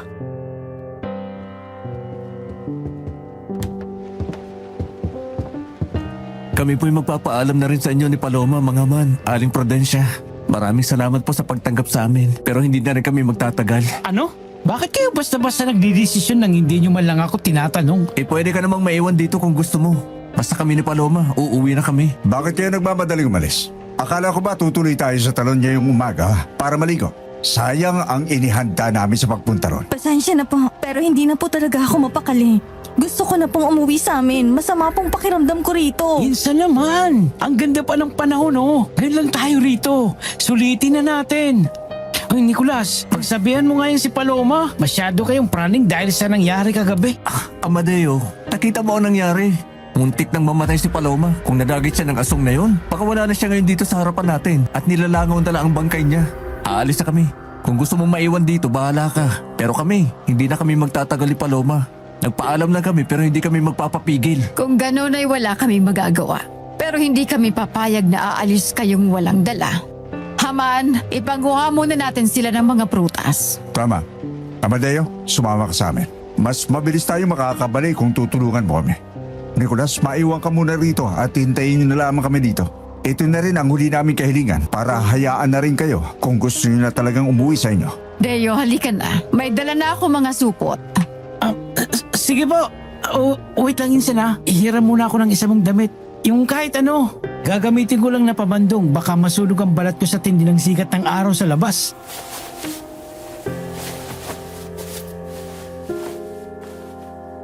Walang nagawa si Paloma kundi iabot ang damit niya sa pinsan. Umalis ang tatlo patungo sa kakahuyan. Naiwan sina Lolo Nicolas at Paloma sa loob ng bahay. Nakahanda na ang mga bag nila, parehas na hindi mapakali. Ang katahimikan ng Sitio Dolores ay tila isang bitag na dahan-dahang sumasara sa kanila. Maya-maya napansin ni Lolo Nicolas na mabilis na nagbago ang kulay ng langit. Mula sa maliwanag na sikat ng araw, biglang dumilim ang paligid na tila may dambuhalang kumot na tumakip sa itaas nila.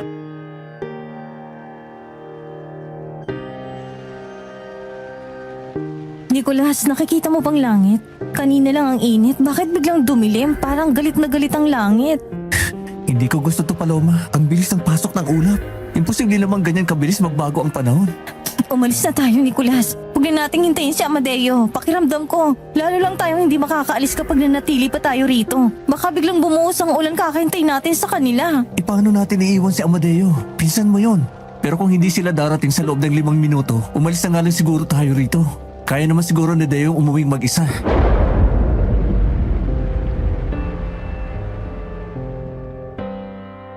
Hindi pa man daw sila nakakalabas, bumuhos ang napakalakas na ulan. Hindi lang basta ulan, ang bawat patak ay parang maliliit na bato sa bigat.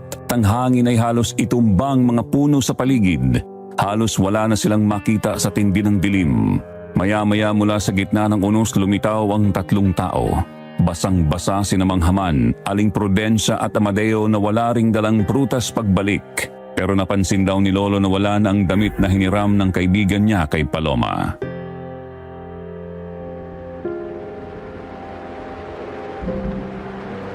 Mukhang ayaw kayong palisin ng Sitio Dolores. Napakasama ng panahon. Hindi nyo kakayanin kung susuungin ninyo ang daan palabas. Ang lamig, ah. Muntik na akong madulas. Delikado na nga ang daan. Wala na tayong pagpipilian kundi magpalipas muna ulit ng araw dito. Baka naman tumila rin maya-maya ang ulan. Bakit naman kasi biglaan? Hindi naman nakikisama ang panahon. Wala na tayong magagawa. Ganyan talaga. Nasaan ang damit ko, Deo? Wala na akong susuotin. Ha? Oo nga. Mukhang nabitawan ko sa sobrang pagmamadali. Pasensya na.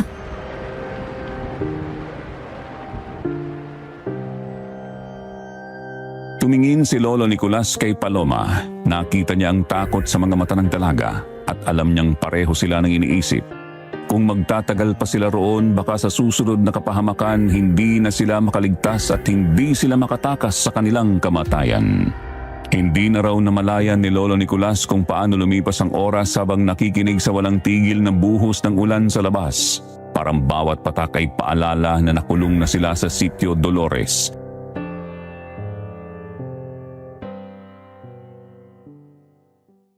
Nang tumila ang ulan pagsapit ng gabi, ang katahimikan naman ang naging kalaban nila. Isang uri ng katahimikang mabigat at nakakabingi. Muli nilang hinarangan ng makapal na kawayan ng siwang na ginawa ng aswang. Pilit na ibinabalik ang ilusyon ng seguridad sa loob ng bahay nila Mang Haman. Dahil sa takot at lamig, magkayakap na natulog sina Paloma at Lolo Nicolas sa isang sulok. Hanggang sa magising si Lolo na tila may kulang sa silid. Nakita niyang palabas si Paloma at si Amadeo nawawala sa kwarto.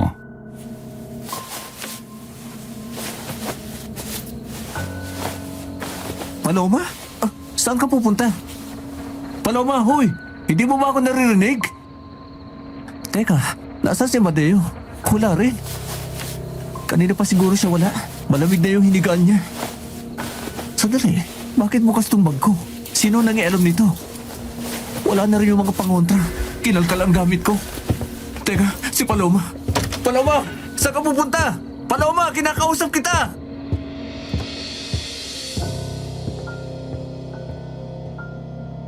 Pero hindi raw lumingon si Paloma. Dire-diretso itong lumabas ng kwarto na parang wala sa sarili. Sabi ni Lolo, dilat na dilat ang mga mata nito pero parang walang nakikita o naririnig man lang. Parang isang robot na dikontrol ang bawat hakbang. Sinundan niya ito palabas ng bahay at doon niya narinig ang isang bagay na nagpataas ng lahat ng balahibo sa katawan niya. Isang mahina at sabay-sabay na bulong, tila isang dasal na hindi para sa Diyos kundi para sa kadiliman.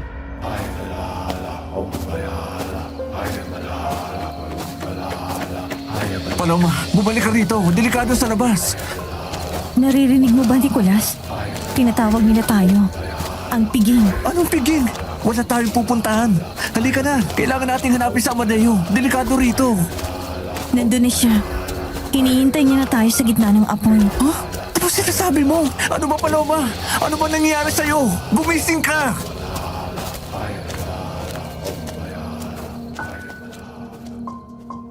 Habang papalapit sila sa dulo ng baryo, unti-unting naging maliwanag ang paligid dahil sa mga sulo na nakatusok sa lupa. Ang amoy ng malansang karne ay mas naging matindi rito. Sa gitna ng isang malawak na bakuran kung saan ginanap ang piging, nakita ni Lolo Nicolas ang lahat ng tao sa baryo. Nakasuot silang lahat ng itim na kapa at may mga itim na taklob sa ulo. At sa gitna nila nakatayo si Amadeo, suot ang parehong kasuotan. Tila hinihintay ang kanilang pagdating.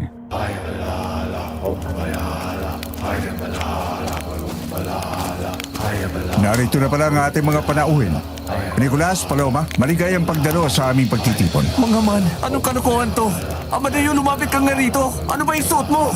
Hindi mo ba naiintindihan, Nicolas? Dito na ako nabibilang sa kanila. Ligtas ako rito. Ligtas?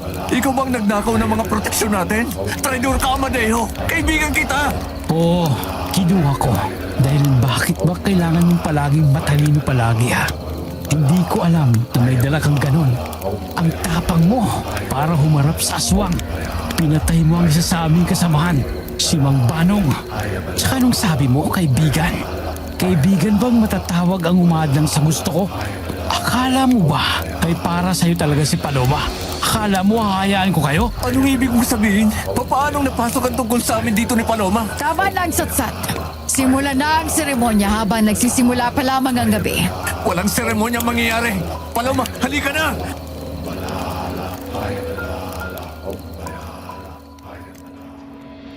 Akmang hihilain na sana ni Lolo si Paloma palayo pero nagulat siya nang mismong si Paloma ang tumulak sa kanya ng napakalakas. Hindi niya na makita roon ang babaeng minahal niya. Tila blanco lamang ang nasa isip ito. Doon niya nakita ang mga mata ng lahat ng tao sa paligid. Hindi na ito mata ng tao, kundi nangingintab na parang hayop sa dilim.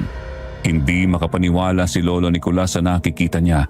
Ang kaibigang itinuring niyang kapatid, ang kasama niya sa lahat ng hirap at saya mula pagkabata ay nasa gitna ng mga halimaw, suot ang itim na kapa ng mga kampon ng kadiliman. Parang gumuho ang mundo ni Lolo. Ang takot na naramdaman niya para sa mga aswang ay napalitan ng isang matinding hapdi sa dibdib. ang sakit ng pagtataksil.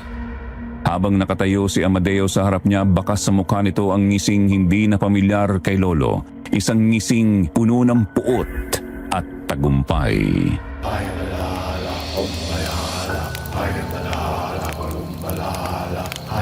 Bakit, Amadeo? Bakit mo ginagawa to? Anong ginawa ko sa'yo? Nasaan na yung sinasabi mong magkasama tayo sa lahat ng bagay?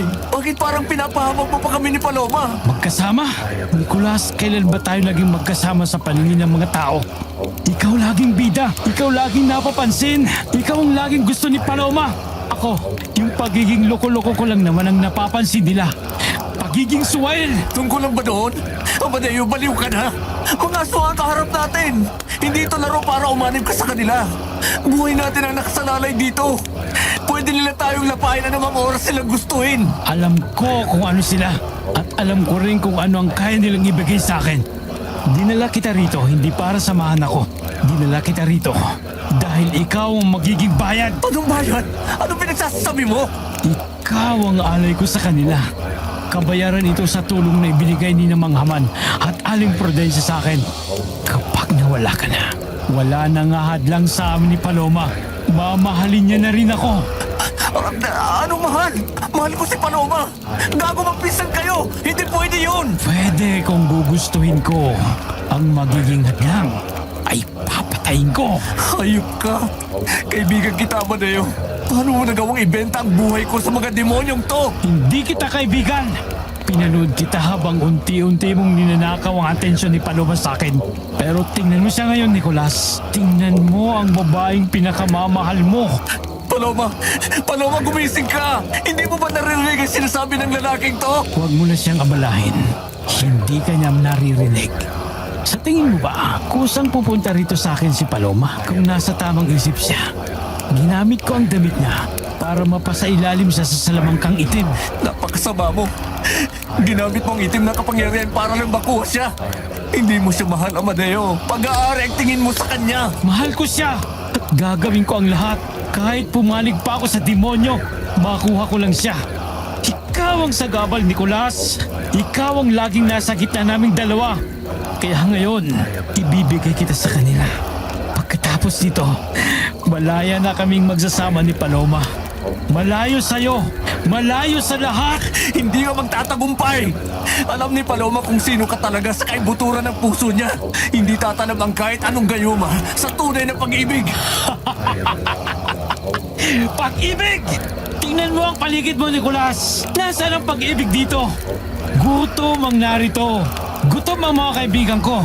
At ikaw ang hapunan nila. Tama na ang daldal, Amadeo. Napakabango ng takot mo, Nicolas. Sige na, kunin nyo na siya. Yan ang pinagkasunduan natin.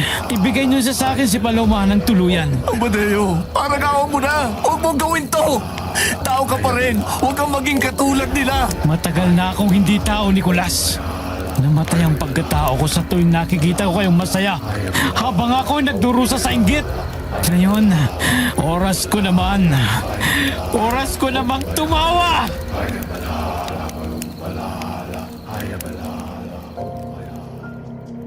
Sa bawat salitang lumalabas sa bibig ni Amadeo, mas lalong nararamdaman ni Lolo Nicolas ang bigat ng katotohanan. Ang taong pinagkatiwalaan niya ng kanyang buhay ay siya palang kukuha nito.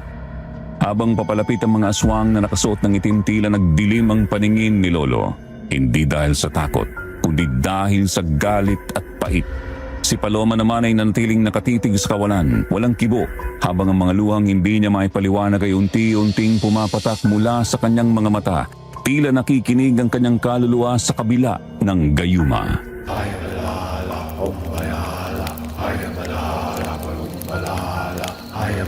Kung mamamatay ako rito, titiyakin kung hindi mo rin makukuha ang gusto mo. Huli na ang lahat, Nicolas. Paalam, kaibigan. Napakahusay ng iyong talumpati, Amadeo. Punong-puno ng emosyon. Punong-puno ng kahangalan. Anong nakakatawa, Manghaman? Ibinigay ko na sa inyo ang lahat na gusto nyo. Ibinigay ko na si Nicolas. Ngayon, ito pa rin yung usapan.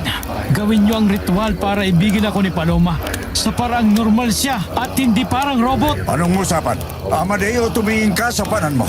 tumingin ka sa gitna ng tatsulok na kinatatayuan ninyo. Ilang mata ang nakikita mo? Ano? Tatsulok?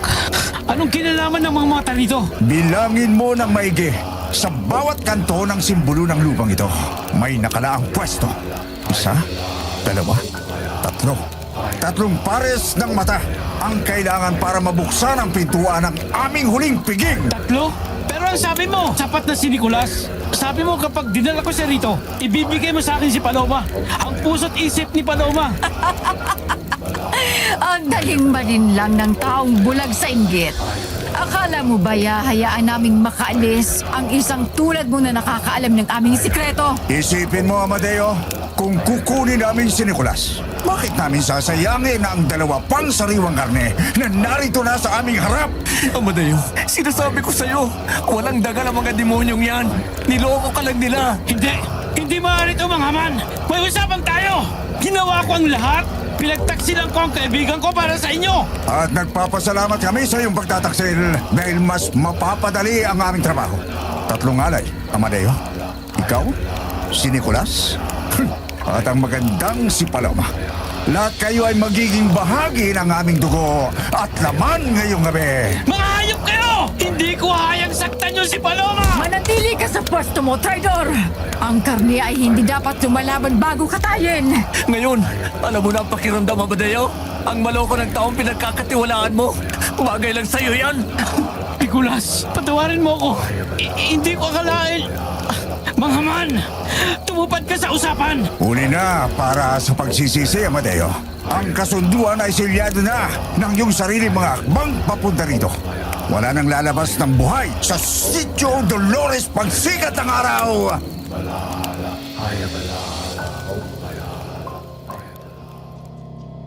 Doon lang daw natauhan si Amadeo sa laki ng pagkakamali niya. Ang galit na itinanim niya kay Lolo Nicolas ay nagbunga ng sarili niyang kapamakan. Habang si Paloma ay nananatiling tulala, dahan-dahang pinalibutan nila manghaman ng 3. Ang mga tao sa baryo ay nagsimula ng maghubad ng kanilang mga taklob. Inilalabas ang mga mukhang hindi na sa tao. Mga mukhang gutom. Nandilisik at handang sumakmal sa 3 magkakaibigang nag-away dahil sa pag-ibig. Pero magkakasama ring mamamatay sa gitna ng kadiliman. Sa gitna ng nagngangalit na paligid, naramdaman ni Lolo Nicolas ang hilakbot sa bawat segundong lumilipas. Wala siyang sandata. Ang tanging proteksyon sana nila ay ninakaw ni Amadeo at malamang ay itinapon kung saan. Habang palapit ng palapit ang mga aswang na may nanlilisik na mga mata, naalala niya ang bilin ng albularyo sa kanilang bayan bago pa man sila tumapak sa Sitio Dolores.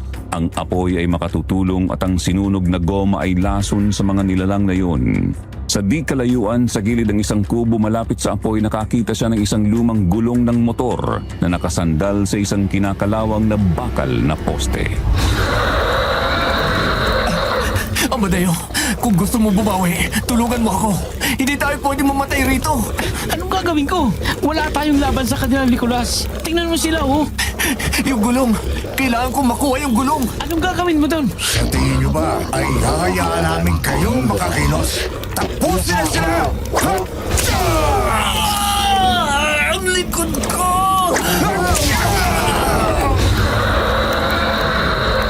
Isang matalin na latigo ang humagupit sa likuran ni Lolo Nicolas. Ramdam niyang pagkapunit ng kanyang baro at ang pagdaloy ng mainit na dugo, pero hindi siya tumigil. Gumapang siya, sumubsob sa lupa at pilit na inabot ang mabigat na gulong. Pinotektahan naman ni Amadeo ang kanyang pinsan para hindi malapitan ng mga aswang. Bawat takbang niya ay sinusundan ng hagupit ni Prudencia na tila natutuwa sa pagpapahirap sa kanya. Ang puting damit ni Lolo ay nagkulay pula na, punit-punit at dikit sa kanyang sugatang balat. Huwag kang malikot, Nicolas. Mas lalong sasakit kapag pinatagal mo. Hindi nyo kami makukuha. Amadeo, kayo na! Harangan mo siya! Prudencia! Bitawan mo ang latigo! Ito ang sa inyo! Gamit ang huling puwersa na natitira sa kanyang nanghihinang katawan, na ibato ni Lolo Nicolas ang mabigat na gulong ng goma diretso sa naglalagablab na apoy sa gitna ng bilog. Sa isang iglap, ang maliwanag at madilaw na apoy ay nilamon ng makapal, maitim at mabahong usok. Ang amoy ng nasusunog na goma ay humalo sa malansang paligid at ang epekto nito sa mga aswang ay parang lason na kumalat sa hangin. Ano to? Hindi ako makahinga. Ang uso. Ang sakit ng ilong.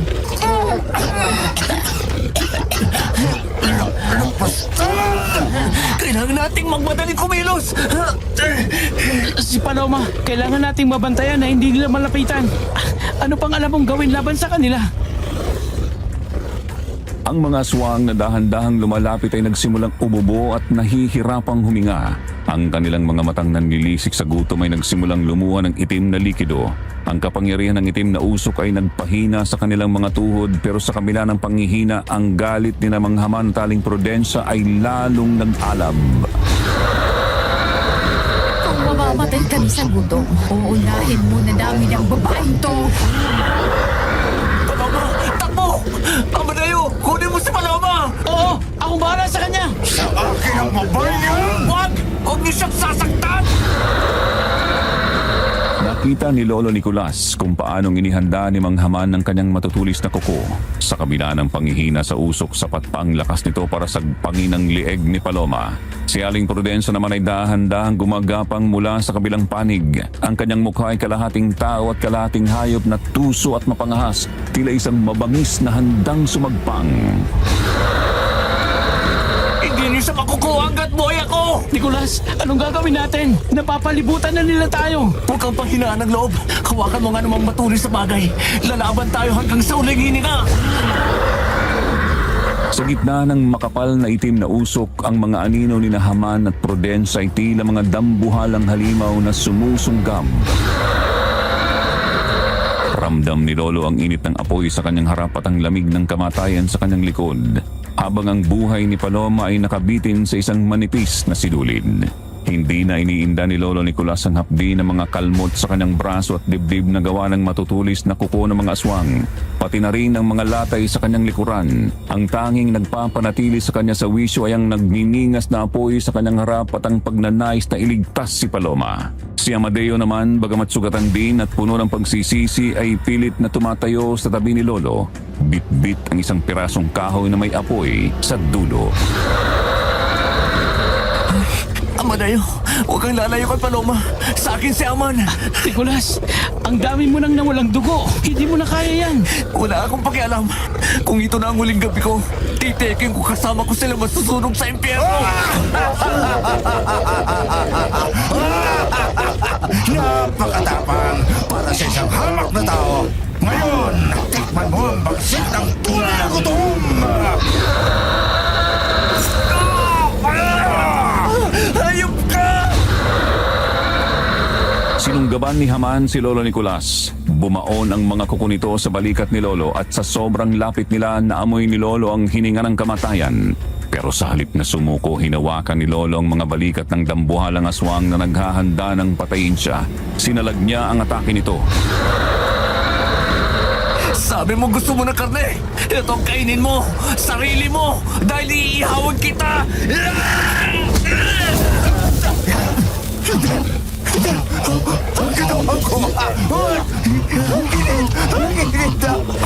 Yan ang bagay sa'yo.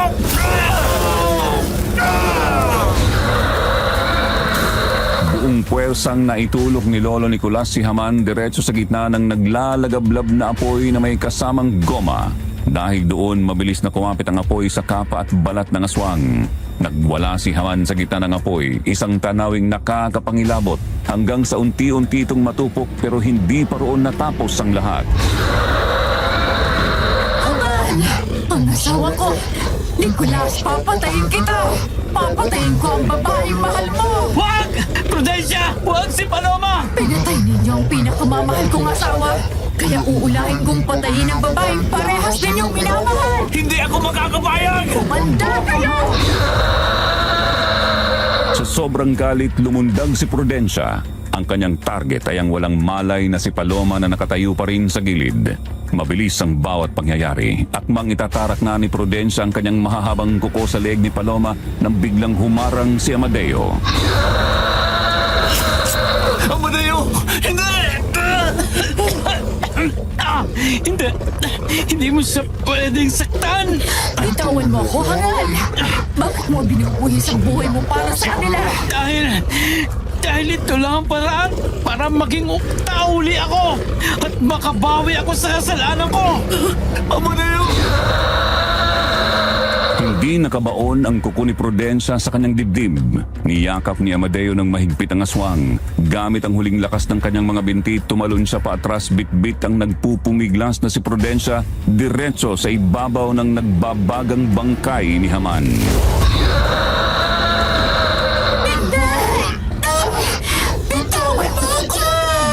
Nicolas, ang gamit ni Paloma, ihagis mo kahit ano. Amadeo! Umalis ka dyan sa apoy! Tol! Wala na. Nicolas, itapon mo yung panyo ni Paloma dun sa apoy. Ang gamit niya, doon nakakapit ang salamangka. Bilis! Walang pag-alinlang ang kinuha ni Lolo Nicolas ang panyong nakasukbit sa bewang ni Paloma. Inihagis niya ito sa gitna ng apoy kung saan unti-unti nang nilalamon ng apoy ang mag-asawang aswang at ang naghihingalong si Amadeo. Nicolas, nasan tayo? Bakit may apoy? Anong nangyari? Amadeo! Deo! Paloma, salamat sa Diyos! Bumalik ka na! Nicolas, anong nangyayari? Bakit duguan ka? At ang pisan ko? Nicolas, Paloma, tawarin niyo ko. Mag-iingat kayo. Tumakbo na kayo bago mawala ang usok at muling lumakas ang mga aswang. Sunugin niyo buong baryo. Amadeo, patawad din kaibigan. Pero isasama ka namin pauwi. May pag-asa pang mabuhay ka. Hinila niya ang kaibigan kahit nasusunog na ang kalahati nitong katawan. Binuhusan niya ito ng tubig pero kapwa na silang walang nagawa ni Paloma nang unti-unti na rin itong bawian ng buhay. Sa huling pagkakataon, nakita ni Lolo Nicolas ang isang ngiti sa mukha ng kanyang kaibigan. Isang ngiting payapa, malayo sa inggit at puot na nagtulak sa kanya sa kadiliman. Habang naglalaho ang mga aswang sa paligid dahil sa takot sa apoy at usok, inaltak ni Lolo Nicolas si Paloma paalis sa gitna ng baryo.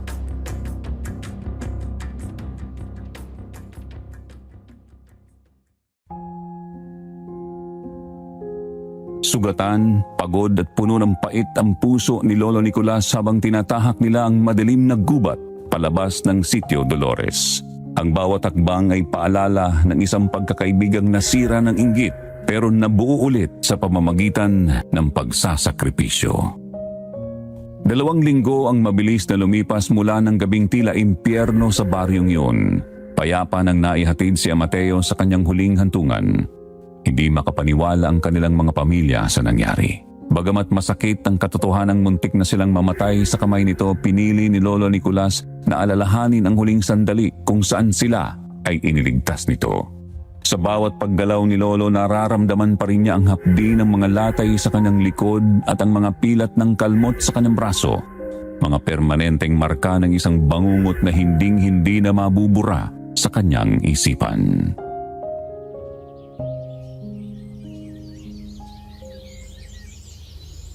Nicolas, huwag kang masyadong malikot.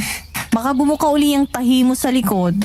Ayos lang ako, Paloma. Mas masigit pa nung hinahabol tayo ng aswang kaysa sa hapdi ng mga sugat na to. Hanggang ngayon, hindi pa rin ako makapaniwala. Kung hindi dahil sa'yo, baka isa na rin ako sa kanila ngayon o baka bangkay na. Huwag mo nang isipin yun. Ang mahalaga, wala na tayo roon. Malayo na tayo sa Sitio Dolores.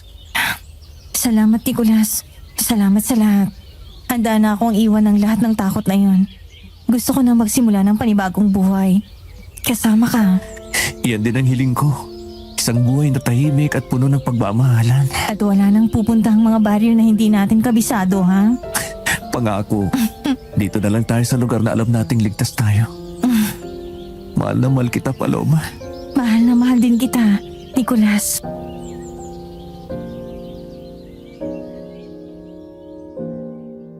Ayon kay Lolo Nicolas, doon daw nagsimula ang tunay nilang kwento ni Lola Paloma.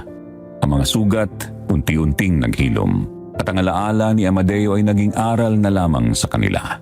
Sa kabila ng dilim na hinarap nila, nahanap nilang liwanag sa piling ng isa't isa. Isang masayang pagtatapos na baon ang aral na ang tunay na proteksyon laban sa anumang aswang o demonyo ay ang katapatan at busilak na puso. Hanggang dito na lamang ang kwento ni Lolo Nicolas. Sa ngayon, mahigit 5 dekada na ang lumipas mula ng gabing iyon sa Sitio Dolores. Mapayapa silang namuhay ni Lola Paloma at biniyayaan ng 3 anak. Ako bilang panganay na apo sa kanyang pangalawang anak ang madalas na nag-aalaga sa kanya ngayon. Nakahinga na lang si Lolo. Mahina na ang katawan at hindi na halos makabangon. Tuwing pinupunasan ko ang kanyang likod, hindi ko maiwasang mapatitig sa mga ukit ng peklat doon. Mga tuyong sugat mula sa latigo at kuko na naging saksi sa kanyang katapangan. Si Lola Paloma naman ay nauna ng pumanaw sa sakit noong nakaraang taon, pero hanggang sa huling hininga niya, ang kamay ni Lolo ang kanyang hawak. Ang aral na hindi ko makakalimutan sa kwento ni Lolo ay ang tunay na halimaw ay hindi lamang matatagpuan sa dilim ng gubat o sa anyo ng aswang. Kung minsan, nasa loob din ng puso ng tao. Sa anyo ng inggit at pagtataksil. Pero sa huli ang pag-ibig na marunong magsakripisyo at magpatawad ang siyang tunay na makapagliligtas sa atin. Salamat sa pakikinig sa karanasan ng aking Lolo Nicolas. Hanggang sa muli, paalam.